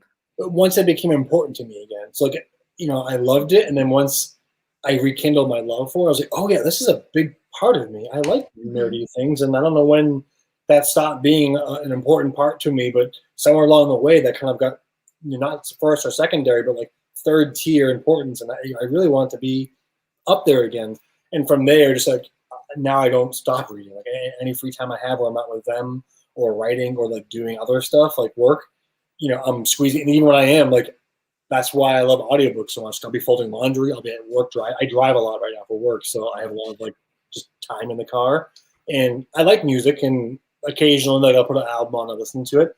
But I've been able to cruise through books just because like it fills that empty time. And even with cleaning, like I'm obsessive when it comes to cleaning. Like, I can't get anything done. I can't write or do anything. I can't even think about filming unless laundry's all done. Yeah. So, that being, and having those little pockets of 30 minutes here, 1 hour there, that's why I've been squeezing in writing. And honestly, I hear a lot of people be like, how do you have the time to do all this stuff? And if it's important to you, I feel like you make the time. That's like the best advice I can give to someone who says, like, how do you find the time? Is like, if it's important to you, you'll find a way to make the time. It's there. You might have to like not be on Instagram for an hour scrolling at nighttime and squeeze in, 30 minutes of reading, but like, at least that you're achieving something that you want, if it's important to you. Yeah, I feel like sometimes things can be important to you and it just doesn't feel like the right time. So I can understand that. I think it will be hard. Like, there are times when I'm like, why did I choose a hobby with a deadline? Like, why is my hobby so much work? I'm like, I have to do stuff. Like, people's normally hobbies you can just ignore. Yeah. But to your point, like, the one thing I'll say is this sense of accomplishment you get off of doing something Yeah. is worth it in the end, is worth the time you give up. To point to something and be like, I built this. Yeah. I did this thing. It is worth, I think, the giving up more of your time than you already give up to your kids. Yeah, 100%. But, Definitely you're proud of it too. If you look back at your content, you're like, I'm proud of that content that I put out. It wasn't just like, or just even growth. Like you talked about your first videos. Like when I put out my first video, I thought like, oh, this is good. And now I'm like, wow, that was total garbage. Like what was I thinking? I haven't seen your first video. You should look at my first video. Okay, we'll go do that. Let's both do that tonight. We'll go look at each other's first video. My first video is, let me just give you a teaser. So the lighting is bad, the sound is bad, and I don't have any cuts. I just talk without a single cut. I love it. It's fine. I've improved. Mine is you'll just be able to watch the sun from the window just passing over me as I'm cutting too. So like it's jumping, so like the light is just like going across my face. But again, growth. Being able to look at that and be like, I don't want to delete that because I like that someone can be like, oh, look where he is now. It's not perfect, but look where he is here compared to there. Yourself, like, oh, I have put time into this project. And now I am better than I used to be at this project. Oh, great. It has done something. Like I'm improving. Oh, thank goodness. Can apply that to anything in life. And it's a good feeling. Yeah. Let's see. I hadn't read for pleasure except for Winter Break for 8 years. I mean, wow. Oh Emily, I feel you because you're reading so much. Like the last thing you want to do is sit and read anymore. Like, oh, I feel you, Emily. There was several years I didn't read because of school. Yeah. It's funny because my undergrad was for creative writing, and all I did was read, but it was like read and not write. Books that I would have chosen. Some of them I liked. There are some because a lot of classic lit, a lot of great American novel stuff, and being able to read Great Gatsby in college was huge for me. That's one of my favorite books. And reading Candide by Voltaire or The Crying of Ladder 49. Why haven't you read The Chosen one yet then? Or The Chosen and the Beautiful? It's on my I have a VIP TBR where it's like these books I need to read before the end of the year, or I'm a failure. Great Gatsby's your favorite book. I don't know what you're doing. Honestly, it's because I want to buy it, but I haven't decided if I want the paperback. Oh, you're waiting for the paperback. Technically, yes, because I had the hardcover in my hands. I'm like, oh, it's so expensive for just a little. Because it's so little. It's just little. It's so little. It's pretty little. But it's like $27. I'm like, man, why now am I choosing to have self restraint? But there's a lot of books that I was just like, this isn't my jam. And the school I went to, fantasy and sci-fi was like not it. They're like that's what people do when they are not successful. And you're like, I think the opposite. Like most hugely successful franchises or writers are from speculative fiction. But that's just a school. I have a whole video about the blasphemy of people disrespecting the fantasy genre. Yeah, so massive disrespect. I feel like it blew my mind then, and it still does now. But I feel like I didn't want to. I was reading so much that I couldn't even think about reading it myself. I read a lot of graphic novels and watched a lot of anime, and I wrote a lot, but I didn't read for myself. Way into like after graduating, around the time I got married, I got back into reading graphic novels and novels again. Then there's a huge gap when my daughter was born, where I read to her. Like I reread the entire Harry Potter series to her while I'm rocking her to sleep, and even when she was in the room. But then after she was born, it like just completely stalled on me. And then again, from like 2010 to 2012, nothing. And then Way of Kings. So I feel like now that I have figured out the method, so when my second daughter was born, I was like, not this time. Like, I know the way. So I brought Aaron Morgenstern's The Starless Sea into the delivery room with me because we had some time to waste while we were waiting for everything to come. Anyone hasn't had kids, you have plenty of time. This isn't a bad thing that Nick brought a book. Both me and my husband did. It's like, yep, it's totally fine. Yeah. I feel like people who haven't experienced birth might be like, wow, you brought a book to your kid's birth, but you don't understand there's like a lot of time. Yes. They can imagine. Just want to clarify that. I'm all set up on the chair with like a pillow. I'm like, you got the honey? You good? Okay, just making sure. You got this? I'll be here if you need me, just shout. Don't worry, the book got like tossed when things started going crazy. Action happened, but you do have a minute for your. And then that was kind of like how I treat everything now. I don't really leave the house without a book either in audio form or physical form, especially if I'm on a trip. If I go on a trip, I at least bring 7 books and usually read one of them. And same thing with growing out my kids, like I always like to have it available near us, or be talking about, not necessarily always just talking about books, but talking about stories and their importance. And I think it's big for their development, but also for us to feel like we're passing that down to them, that interest of the things that we dig and watching them get into it too. Like we were saying earlier, there's something special about that. I feel like now that I've rekindled that passion and kind of like know the way, I don't think it'll ever leave me again. I certainly hope not. I feel like now that I have brought that passion of reading back to my life, it'll be a consistent thing all the way through, which is like huge. I feel like I know so many parents are just like, and just friends in general, and it's not to gripe on them or rag on them, but they'll be like, how do you find the time to read? I have no time to read. And I totally get that. There are some days where I'm like, it's not happening today. But like, sometimes you got to find that pocket, even if it's like a 10-minute window, to read a page and feel like you've gotten somewhere. It used to take me months to get through books. I would take like a month to read one book, whereas now I read 5 to 6 books a month, which is crazy. I don't think there's anything wrong with taking a long time. I am one of the coolest things about starting my channel and like Instagram has been like how many of my friends all of a sudden are reading more. Like my friends are like, I knew you read a lot, but I didn't get to visually see how much you were reading. And I mean, I don't read a lot compared to a lot of y'all because I don't do audiobooks. Like, I read more than the average person, but compared to BookTube, I read like nothing. I feel like people read so many books. What?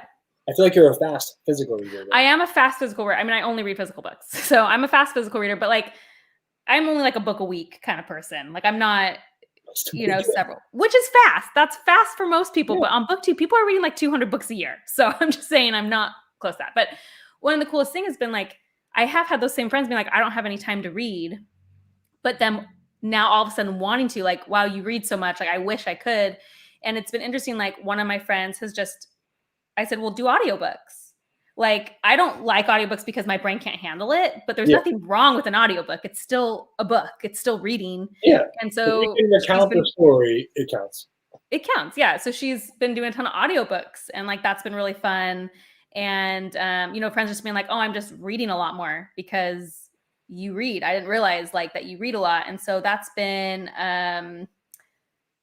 just like really cool, like being able to share that hobby and help people who say they don't have time to read. And then I'm always telling them like, you don't have to read as much as I do. Right. Like, that's not the point. If you read a book a month, that's 12 books a year that you did not read for the last 2 years. Exactly. You know what I mean? Like, so I'm always the person not telling people to get caught up on numbers. Like the numbers don't matter. If you didn't read a book for the last 4 years and you read 2 books this year, you read 2 books. Like it time doesn't matter. And I'll die on that hill. 100%. I feel like, especially if you read them, I feel like the way we do too, like you retain them, you're not blasting right through them. So you can talk about them. So if a friend is taking 3 months, like my wife took like 3 months to read Out of the Root because she doesn't have as much time to read. So we didn't get to talk about it for months after I finished it, but I still, because of how I read and how I retain information, I was able to talk to her about it and enjoy it just the same. So it's not like a race to that conversation. No. It's eventually getting to that conversation and being able to bond over it.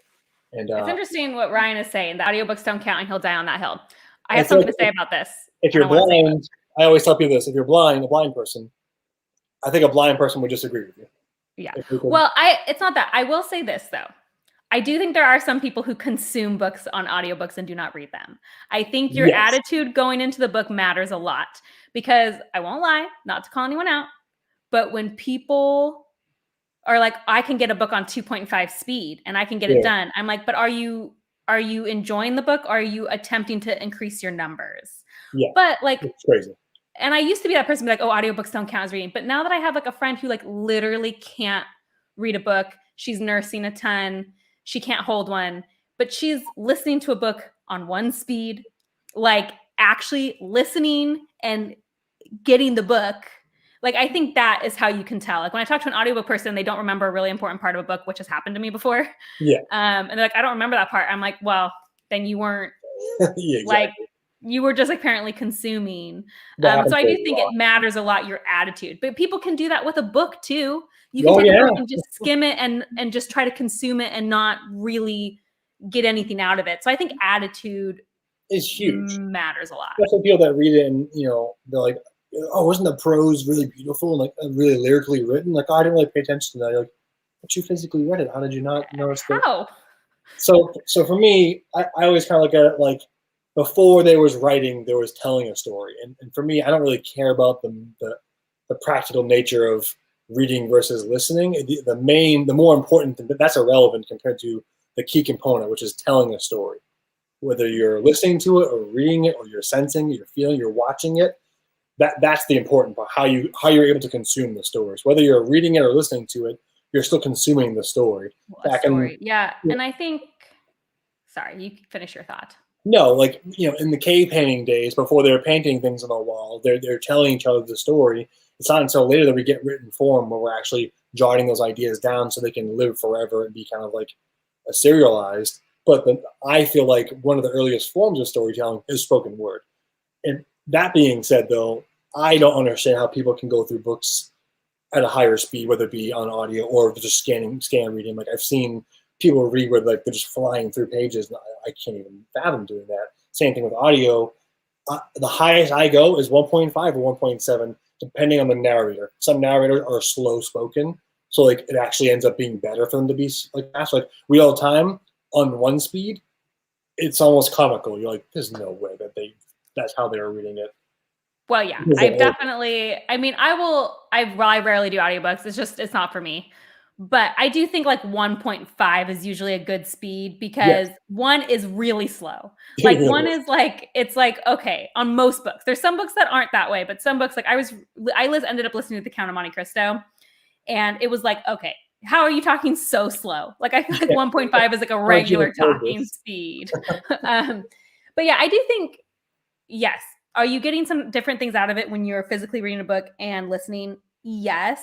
But as long as you're trying to actually get the story, I would never say you haven't read Way of Kings if you listen to it. I would never say that to someone. Like, I feel like if both people, one person read it and one person listened to it, and both have a conversation about the specifics of the book. Sort of. They can kind of have a conversation.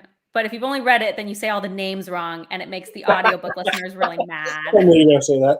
I was waiting for it. So that's the only problem.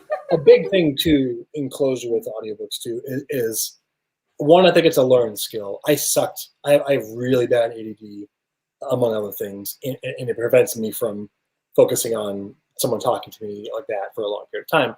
So, and it took me a lot. I hated them at first. I'm like, this is never going to be a medium of how I consume books. And then my life changed, right? Like, it got very chaotic, not just with the pandemic, but with new jobs and new structure and kids. I was like, okay, I still want to read, but my time slot has diminished. And my energy to be able to physically read has diminished, depending on the work week. So I want to be able to consume stories still.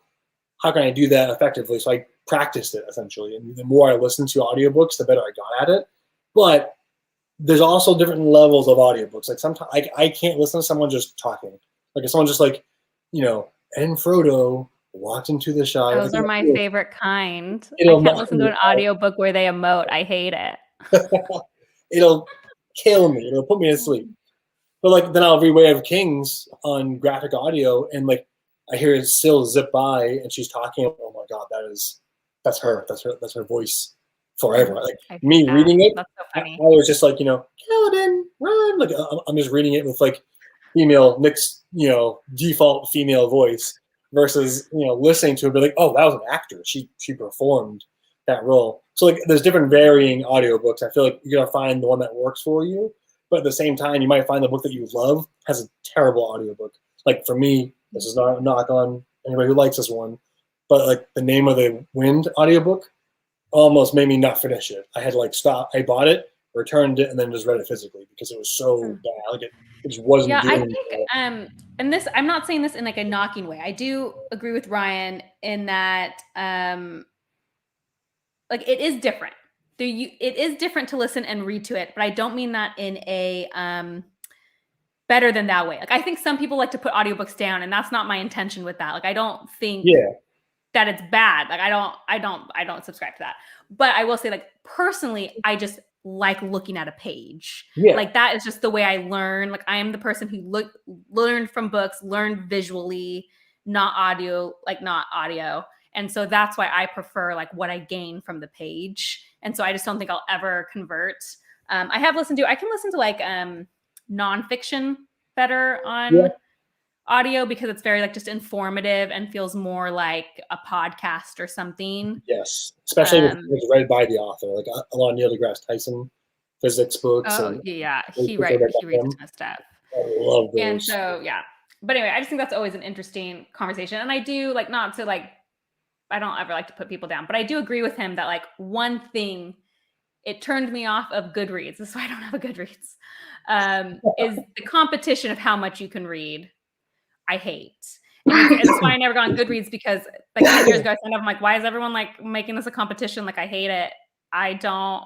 It is something. Why is this a competition? I like choose to ignore it now because it's like trending, and I think it's weird to me. Yeah, it stressed me out, and I was like, this is a hobby. I don't need to prove how much I can read. And so I do agree that when audiobooks are used as a way to only being used because you need a number and not because you generally just like, well, I need a commute and I'd rather be reading than, I just think there's like a different attitude and that matters more to me than the format, if that makes sense.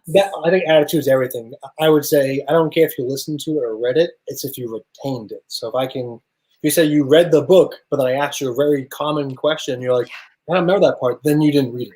But the same goes for physically. I know plenty of people who said they physically read something, but they kind of skim read it. And they go, oh, that was interesting. I missed this part and this part, and I got the gist of it. Like, what? You had a Kindle? Like, but it was all there. So I feel like it is definitely the mentality and the attitude of the person going into it and what they're trying to get out of it. If you're just trying to compete and say you read a bunch of books but can't actually speak to them, then like you're only really fooling yourself. What's the point? But I think that goes for any medium, books, any hobby in general. Anything. I mean, there's always a weird competition element to it, and I feel like I only Goodreads stuff because I love watching that little bar go for myself, like my own OCD of like, okay, cool, I'm fitting. Yeah, and I definitely keep track for myself. I never publish the number, but I like keeping track. Like, am I prioritizing? Because there are some times where I'm like, hey, I'm not reading as much.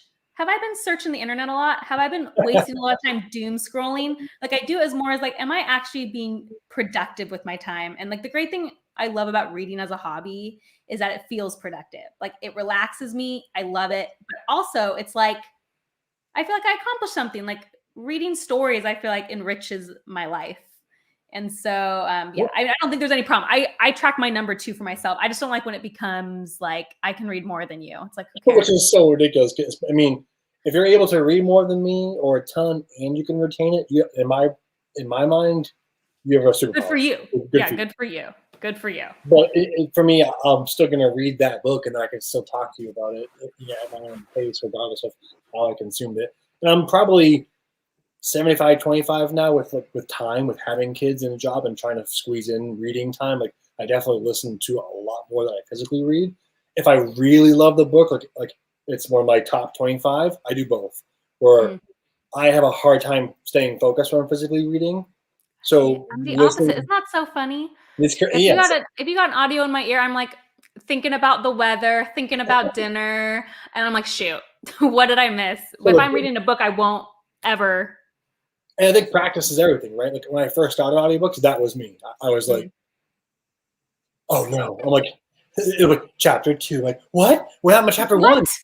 But what I learned is that one, it was a learning skill. The more I practiced, the better I got. But also pressing that rewind button and not feeling guilty about it. For some reason, I had this personal stigma that like if I wasn't paying attention, I was failing at audiobooks. But then I was like, no, that's stupid. If I'm reading a book physically and I doze off for a second or I miss my place and going back, or if I want to reread something to reaffirm what I just read or better understand it, I go back up a paragraph. It's the same thing.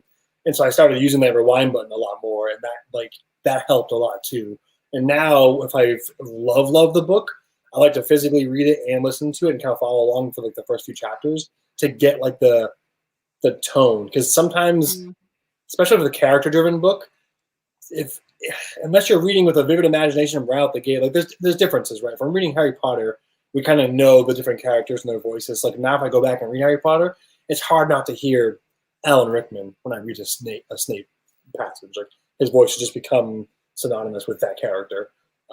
But there are other books I really care about that I, even with the vivid imagination, just wouldn't be able to put like the right tone into. Like an example is Addie LaRue. Like I enjoyed that book. It wasn't a favorite, but I enjoyed my time reading it. I liked it 10 times more in audio because she's French in the book. The book jumps in past and present, so like deep France, like old time France, and then modern day. Oh, don't worry, I read this book. Yes. In the audio, I didn't like it, anyway. Yeah, it's definitely not a favorite, but I enjoyed my time reading it. But the audio, when she was like in the past, it was a thick French accent. And then the present, light modern accent with a little French twinge. I'm like, that's way cooler than what I would have done. I would have just been like, "Sacre bleu," like my bad French would not have made this as authentic as an experience. It would have just been me scanning words, hearing my internal monologue. No, it's just interesting to hear you talk about that, our different brains. And I wonder if it is because you come from more of like a creative background, because character voice matters so little to me in terms of how they sound. Like, or even visualizing, I'm just about the words on the page. And the character voice, like sometimes it will, like when rarely if I watch an adaptation before reading a book, which happened with Shadow and Bone. So when I went back and read Six of Crows, I did have like some of the characters. I find it happens with some of them. Some of them need the voice, some of them I don't need it, you know? But it's not the whole listening and reading that so many people love that, and I just can't wrap my mind around it. It helps me so substantially not to get distracted or lost or lose my focus. And that's mostly just like suffering from other things and not being able to stay on task with like physically reading. Because one of my biggest problems with audio as a reader is that when I'm stressed for a character, I like to speed up. But then when it's a moment where it's like tender or like sad, then I'm going to read it slower. Or at the end of Words of Radiance, when that amazing thing happens, I went and read it like 3 times. I was like, I have to read it again. I have to read it again. And so I think that's where I struggle with audio, because my reading, when I read a physical page, I get to control how fast, how slow when I go back to read something again. And so I think that's where I struggle with that sometimes. And that goes back to the quality of the audiobook too. There's a lot of books that just like the person does a little bit of inflection and otherwise they're just reading it. And then like for Words of Radiance audio, those fast moments are like, they're fast. Like they're reading David Lynch or Damian Lynch does the audio and he'll speed up. It's like, I thought it was, who are the 2 famous people who do a bunch of Sanderson that everyone always raves about? Yeah. So there's the graphic audio and then there's like the regular audio. The regular audio is good too. I love that one too, because like I grew up with them, right? So I but got back into reading with Way of Kings, and they narrated those books older. And then last year I started Real Time for the first time. I'm on book 10 now, and that was like them younger. So it was really cool to hear their varying voices, like, you know, almost like going back. I've heard they're good. I'm wondering, like, I may try to listen to those just because everyone raves about them. I already am very familiar with obviously all of Sanderson's works. I've reread them a million times. And so I feel like that way, like if I zone out, doesn't matter. I know exactly where I am. Certain ones you might dig it, like graphic audio. They're really cool because they. Because then I could also fall asleep to it. Because then it wouldn't matter. Because it'd just be like, okay, because I know what's happening. Yeah, exactly. I mean, I did Warbreaker on graphic audio, and that's like a separate company called Graphic Audio that does like they do like very subtle sound effects and actors. Like it's like a whole cast. Like you have 10 people. There's a narrator voice. There's like same person, and then every character has their own actor. So when they speak, they're speaking like as that person. And that's one of my favorite parts about that medium. If it's just someone reading to me, like I'm reading another book right now that the narrator is just kind of like narrating to me, I always pass out. It always knocks me out because it doesn't hold my attention. I kind of like lose interest. But when they're reading with a tone, like they're performing it, it's like I'm there. I'm like listening to Kaladin flying through the sky and the actor's giving it. Like he's not just like reading quickly, but he's reading it with inflection, and that's like huge. But it all comes down to like quality. And I feel like now with reading coming back and making like this big resurgence, which no one's really talking about, but I feel like it's really cool that reading has made this big resurgence, not just with books, but like with graphic novels and comics. Did reading ever go out? like I reading's think always so. I been think when borders closed and a lot of people were saying, "Oh, it's going to get like a lot. All the mom and pop stores are closing, and we're not going to get well, but any options." that was more of the change from physical to digital. I don't Yeah, necessarily it was like people are stopped reading. It was just like for a while everyone was going to digital. I do feel like there's more of a push for physical books now. I personally don't really love reading digital books, so I've always been in the physical. I mean, they have a place. Like I'm so glad we have them because there's like I do read them. There's a place, but yeah, 100%. how did we get on this topic? We're like so far. I don't know. This is my fault. You're We're so totally far. fine. So Um, let's see. Looking at my notes here, because I was thinking about anybody watching that is either content creator, not just with BookTube or YouTube, but just in general, trying to create for themselves or for a community. Life hacks, tips and tricks, best practices, how we go about doing our reviews, which we kind of already talked about, like our process. I feel like yours is extremely structured. Mine's somewhere in the middle, where like I have that organization, but then I usually I'll change plans or change tactics halfway through if it's which I not feel like working. follows our personalities. Yes. I think your game plan's gonna probably just depend on your personality. Ravenclaws and Gryffindor, good night, right? Ravenclaws and Gryffindors. That's all you need to know. Windrunner and Elsecaller. Just that defines it pretty well. I love that he said, let's see. I want to die. OPS, the audiobook isn't reading. Oh, I see what he says. That's funny. Is that a bird chirping? Nope, that's just my youngest. Speaking of background Kids noise with tuning kids. in on YouTube. So, do your kids enjoy reading, watching YouTube? Do you and Zach, your partner, do you read to them, or do you watch things on YouTube? They've never watched YouTube. My kids have never seen YouTube. I'm really strict about TV and screen times. Yeah. I'm just really strict about that in our house. So they're not allowed on YouTube. They did actually watch me for a little bit do Alan's Jeopardy, and they really, really enjoyed that when I was on that. But Zach didn't let him watch long because he was just like worried, like he didn't know any of the contestants were going to swear or anything. So, but yeah, so they've never seen my stuff. Really? No, I don't show them any of the stuff. Like, I'm a mean mom. Like, we don't let them watch anything. 20 minutes of screen time a day. So they get to watch one episode at night. They otherwise don't get phones, iPads, video games. They get nothing. My son is not old enough that he gets to play a little bit of video games on Saturday, like 30 minutes. But anyway, so they're not a part of that. But we do read all the time. My son is a crazy reader. He learned to read at 4, which I hesitate to say because I did work really hard to teach him, but also it's a huge personality thing. Like he was ready. I don't think my daughter will be. So don't feel like your kid needs to read early. Anyway, that's a whole nother thing. I did a ton of research on it, but my kid did really. So he's been reading chapter books for a really, really, really long time. So he reads chapter books, and then we alter off reading to him at night. So they just finished Redwall. So my husband read Redwall to him. He loves it.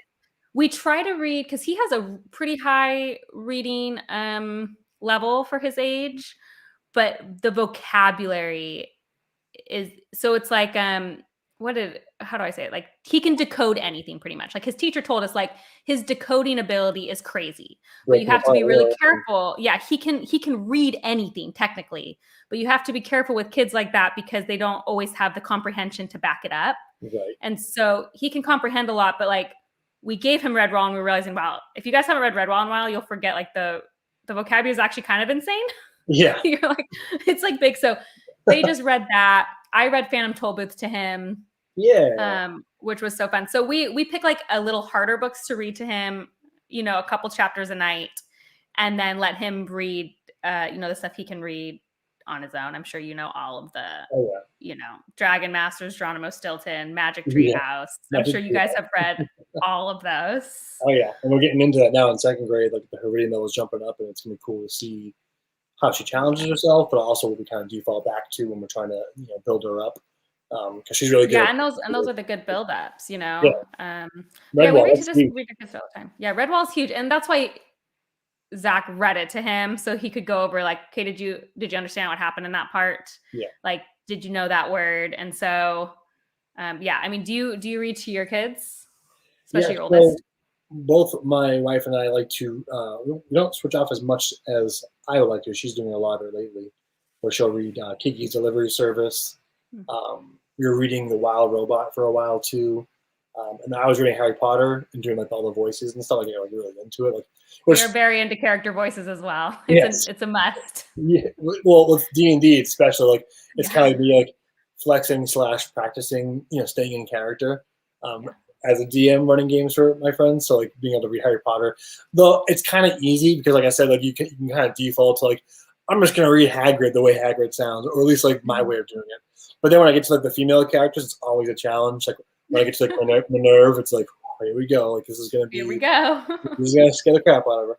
But we do that a lot too. And lately she's been really into like facts videos and like gaming guides. Like she's really into Minecraft. She has her own Nintendo Switch, and we monitor like how long she's on it for and what she plays on it. She's not like she doesn't have free roam. It's all locked, like parental control things. And she has like 10 games. She really only plays Animal Crossing, Zelda, and Minecraft. And when she does watch YouTube, she's only allowed like an hour a day, broken up throughout the day, like spread out. And she pretty much will only watch Minecraft, and it's the kids' YouTube. How-to videos, yeah. I should probably clarify too. It's the children's YouTube for kids, not like I knew exactly. I already assumed that. Yeah, so she'll watch like the how-to video, but then I've noticed that she's not really even watching it. She'll watch it for like a minute, and like, oh, I see what he's doing or she's doing. I'm gonna go build that now, and then it'll just be on the background, and she'll be playing. Now she doesn't watch my content, but like I have noticed that she was watching my wife's YouTube page, the adult one, just to watch a chill hop music video in the background. Like it wasn't really a music video. It was like it's like the lo-fi girl, and she's like has the headphones on, and she's like, she likes to have that on when she's reading, like for background music, like really subtle. And one of the ads popped up for like my channel, and she's like, "Dad's on TV." Like she sort of flipped out. That's like the closest she's gotten to like watching me. But we do read a lot to them. She's gotten into telling stories and like writing them down, which has been really cool because she's been watching me working on my novel lately. So that's also really exciting. It's just cool to see it. Like we're not forcing it onto them, but they're seeing us do it, and then they get passionate about it because of it. And that's been like a great pleasures of Parenthood for me, is to kind of watch that happen, play out. And nothing makes me happier when like he'll say something. I'll be like, "Where did you learn that?" He's like, "In a book. I read about it." And I'm like, "Great! I just love when you tell me that." Like the other day, we were churchgoers, and the teacher was like, "What does ponder mean?" And no one's getting it right. And he's like, "Ponder means to think really hard." And she's like, "Yeah, that's right." I was like, "Parker, where did you hear that?" He's like, "I read it in a Fancy Nancy. You got Lillian. Like it teaches you words, and it taught us that." I was like, "Okay, so I guess you're understanding what you're reading." By the way, Fancy Nancy teaches vocabulary, apparently. I love when we learned about the Statue of Liberty the other day in one of her school books, and on YouTube she had found a video about like FAQ video for kids. And then we're walking to get the book mail from me the other day, and she's like, "Dad, did you know that the Statue of Liberty wasn't always green? It actually was copper, because of this and that." I was like, "What? How do you know that?" Like, I saw it in a book. I was like, "That's wild. I can't wait for that's awesome. I just can't wait for the day when she'll be like, 'Dad, what's your favorite spread? Like, what's your favorite part about this book?'" Because I know she's gonna either I'm gonna force her to do it, or she's just gonna end up loving some of the books that I enjoy. That's gonna be a huge moment for me. Is like when they read, like right now she's into anime and the things that I was at that age. Like Zelda was my first video game. I'm talking like Nintendo black, white, and red box, like super old Zelda. So for her to have Breath of the Wild as her first like real game, that's hers, she plays all the time. Super cool. Reading level, manga Zelda, and then Magic Trio stuff. It's great. I was really into like what's it called? Secret of Droon, I think it's called, or something like that. Secret of Droon. My son's read that one. It's so great. I loved that. I loved that series when I was a kid, and it's so exciting. Yeah, I'm about to give him. Did you ever read Jedi Apprentice as a kid? I can see. I have it right here. Can I show it to you to see if you recognize it? This is number 2. They're not in order, but yes, Scholastic book. Absolutely. Did you read these? Yes. So I own every single one of them still. I was obsessed with these. And so like, I could actually probably give them to him now, but like, I'm so excited. Like, cause I read these in like 3rd or 4th grade. So I'm like thinking, I don't know if it's going to be too hard. But it's right around the time. It's just so fun. You're like, these are mine. These are mine from 2 decades ago, and now you get to read them. It's just like, I actually want to read these with him. I feel like I would still enjoy these. They're really good. That's your Scholastic Book Haul, right? Scholastic Book Fair Book Haul, right? Yeah, I'm sure. I got this from a Scholastic Fair. The first time I got it. Jedi. What was the other one? Animorphs. Animorphs was really big too. Animorphs. You know what? It's funny. This is a spoiler for Animorphs, if anybody cares, for the first book. So if you care, close your ears for a second. A kid permanently turns into a bird at the end of book 1.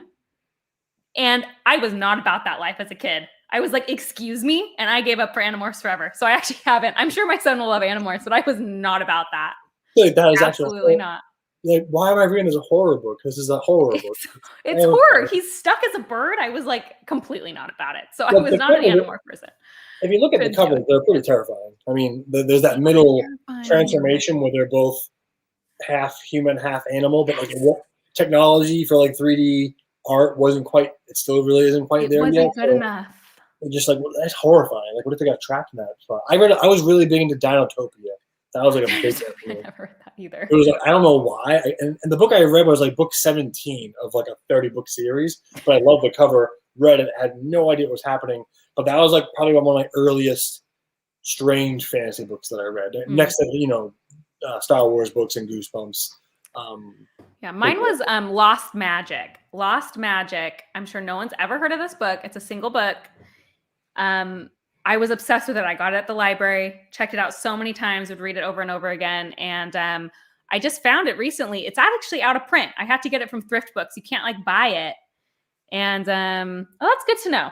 I'll let Parker read Animorphs. But anyway, I reread it. It's like about the plague. It's about magic and the plague. And I was like, why did I like this book as a kid? But I like this. And did you ever read Gail Carson Levine? Like Ella Enchanted, Two Princes of the Barmare. My wife's a huge fan of those two. That was like her jam. Yeah, I do feel like that was more, I mean, not like books are gendered, but I do feel like that tended to fall more on like the female side of reading. Yeah. But yeah. Yeah, Dinotopia fans unite. I got never heard of this book. I'm trying to think when this was. This was recent, like 5 years ago. I brought it up, and like my older friend, like my age, currently was just like, you're not that much older than me, Nick. You're like a year and a half. You cannot use that as an excuse. Well, he was grilling me for liking Dinotopia. He's like, that series is trash. I'm like, first of all, you're wrong. Second of all, it's a children's series. But I enjoyed it. But it was like basically like talking dinosaurs in this like fantasy setting where it was wild. You should look at some art. The art itself is I will look it up for my kids. So yeah. Broken Sky was a big one for me too that I was like introduced to very early on. What was that? It's called Broken Sky. It's like a classic book fair like select. I bet you if you saw the cover, you'd be like, I've seen that. So. Maybe I have. I'll look it up right now.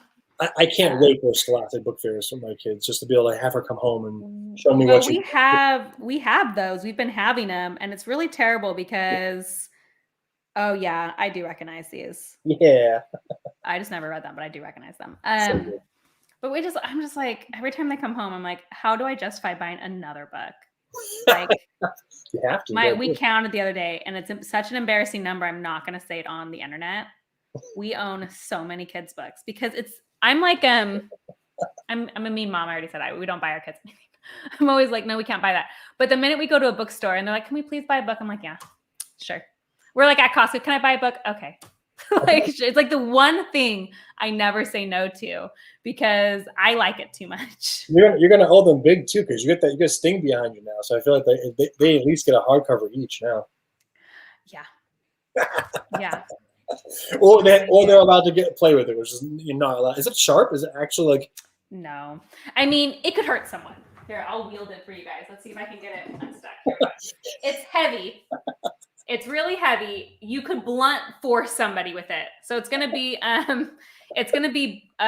bludgeoning damage, probably not piercing damage. Bludgeoning plus 3. So like it's not sharp. Like I can hit it and it's not gonna hurt. Only 3 feet of reach. with a 6-year-old and a 2-year-old, you could whack and hit somebody out with this. Oh, yeah. So, because it's 15 pounds, I'd say. Like that's basically a weapon. It's 10 pounds, 10 to 12 pounds, maybe. So, yeah. Anyway, Big time it with would hurt Ryan. somebody. It's just not sharp, luckily. Big time with Ryan says, "Mommy needs a sword." Yeah, that's exactly correct. Well, and moving towards closing this out here, and I would love, and before we do that too, thank you so much for giving me your time tonight to talk about this awesome Thanks topic. for letting me. We definitely should do it again. I would love to do a bunch of these videos throughout the course of our time on YouTube. I think it's fun to talk about. I think that it's something that I don't see very often on YouTube, and I know, at least in my community, there's tons of parents that that are big readers that get their kids into it or try to find time to watch BookTube or read or consume nerdy content. So I think it's something that people can relate to and enjoy. I wanted to ask you a couple of things before we close out here. Is speaking of scholastic books, hauls from our kids and creating a legacy and I don't mean like legacy like capital L. We're not talking about coat of arms here, but I mean just like what we pass down to them and what they enjoy. Like, what are you most excited for them to get into as they get older? And like, is there anything that you're worried about that they'll be really into that you're just like not into? Like, what if your son comes home and just like loves audiobooks? What are you gonna do? I'll be fine. That's nothing. That's fine. That's a great question. You got to answer that too. That's really fun. Yeah. I'm the most excited about two things. I have not let my son read Harry Potter yet. I know J.K. Rowling is a really tough figure right now. Yeah. So I understand people feel, that's hard. It's really hard. I have the same thing with Ender's Game. Like, it's just, that's kind of a hard situation. But Harry Potter was such a formative part of my childhood, like many people my age. I mean, it was a part of my personality. Loving Harry Potter was literally a core part of my identity. And in many ways still is. I think if you asked people who knew me growing up, it literally is probably one of the first things they'd say about me. It was a core part. 80% likely wearing your Ravenclaw socks right now. I only own Harry Potter socks, if we're being perfectly honest. And because of that, I haven't let him. He's begged me to read it because he knows it's important to me. He knows so much about it because it's just a part of me. But I've really wanted it to be just right. I've wanted it to be. I wanted him to really understand what happened at the end of the first book. And so I'm really excited about that. And I'm not too worried. I think he's going to be obsessed with it. Just what he's obsessed with. And then Brandon Sanderson, I'm obviously very excited. That will be more like when he's a teenager. So I have a long time to wait. Yeah. So I think my biggest nerve thing there is will he grow out of fantasy before we get there? And, Zach and I are still really into it. Now, Zach didn't really get into fantasy until he was an adult. I was into it my whole life. So I'm hoping because we're both into it now, though, that will stick with him. But yeah, those are my favorite books. And so that's I'm most excited. I don't think there's anything if it was book wise, I don't think there's anything he could come home and be interested in that would bother me. Maybe if he got super into sports stuff, which I just have no interest in. So I love going to his games. I love watching that kind of, but if he was let's read sports books together, I'd be like, that's a thing too. There's I remember for during the, what do they call it? Summer reading, there was always a sports book. I'm like, why? Who's reading? Go play baseball. But a lot of people love them. And so if he ever gets into sports stories, I'm going to be everyone keeps trying to get me to read Boys on the Boat. It's this nonfiction. Everyone's it's so good. I'm it's about sports. I don't care. I don't want to listen. Anyway, you answer that question too. This is a great question to end on. So you answer that too. I do love it. I feel because you're not a particularly huge fan of horror either, right? Especially gory, scary, spooky stuff. That's true. But if it's books, I feel differently because I don't picture stuff in my head. So I could probably get into it book wise. If he wanted to go see horror movie, you know what? But I would be down to do it. If he wanted to do it, I'm down to try it. I'm a person who's down to try, but not with sports books. But not sports books. I draw the line hard at sports books. I agree. I draw the line. Man, she's familiar. So to answer the kind of like that question too with my kids, my youngest isn't there yet with reading, and I'm excited for her.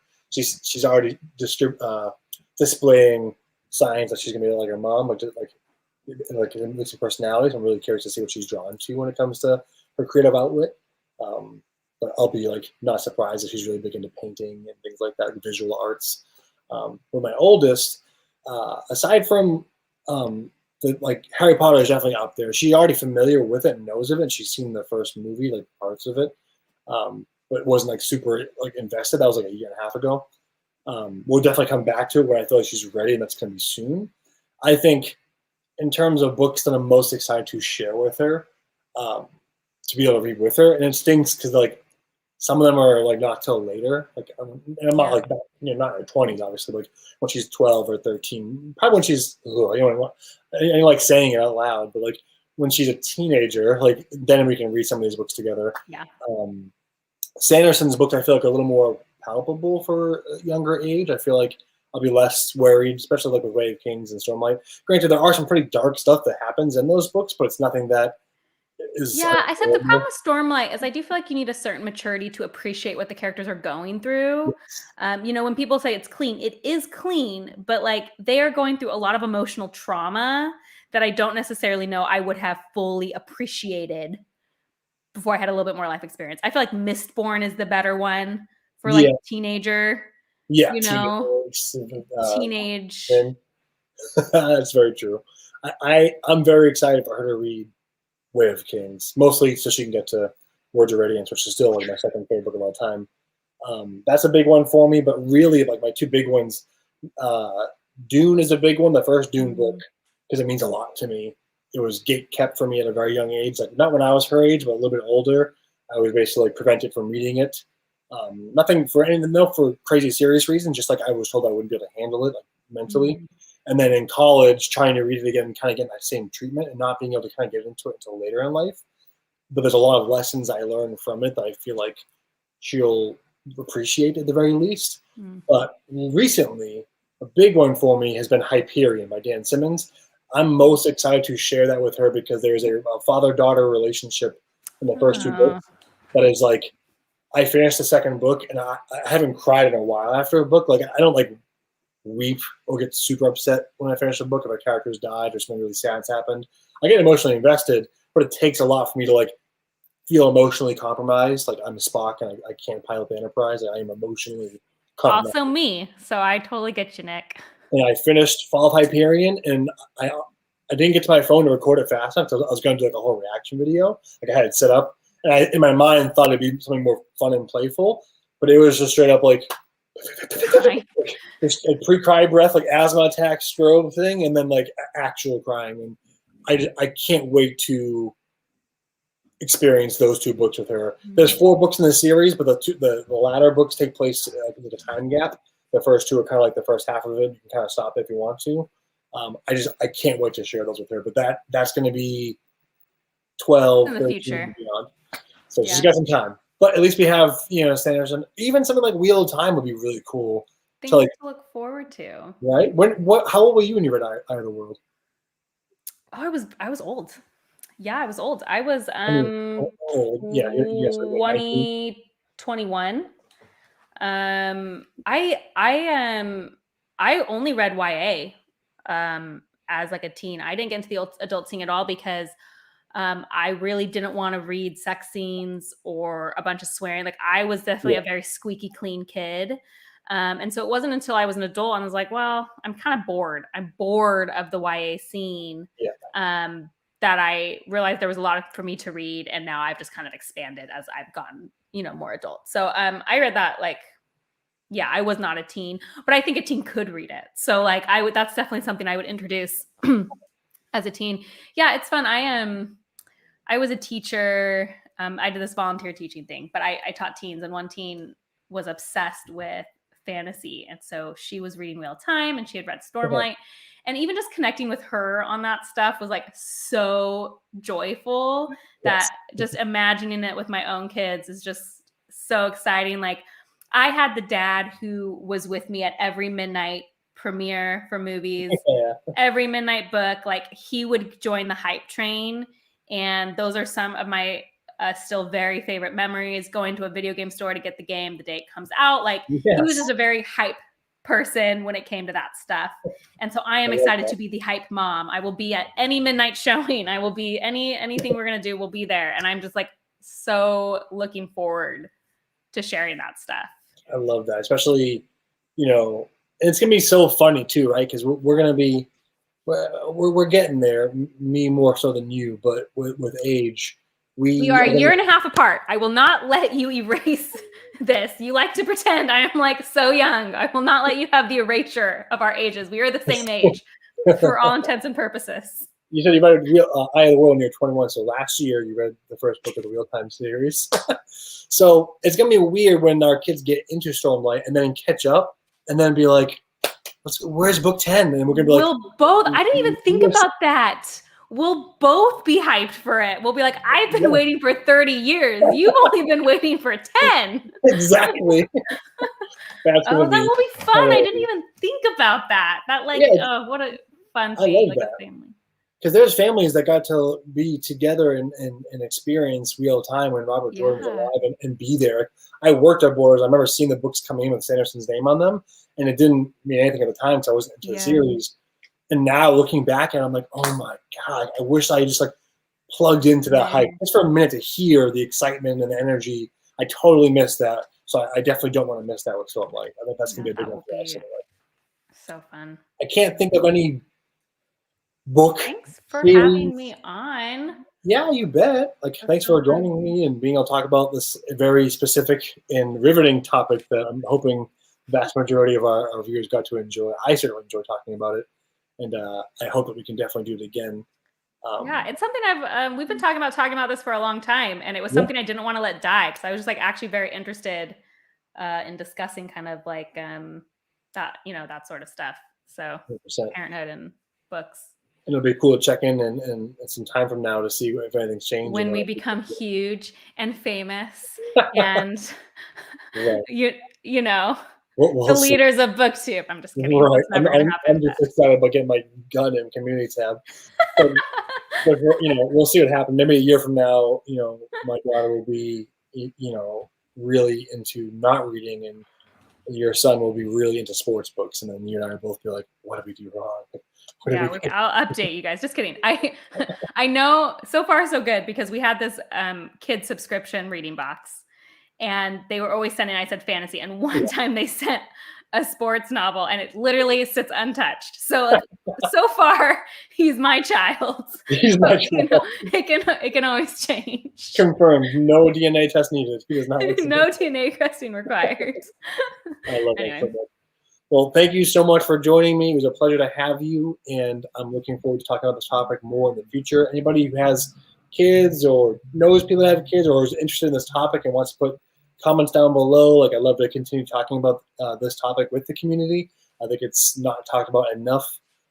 But that being said, check out Bookborn on her channel. She gets some pretty awesome content, and I'm looking forward to talking to you guys real soon again. So see you in the next one. Stay wicked.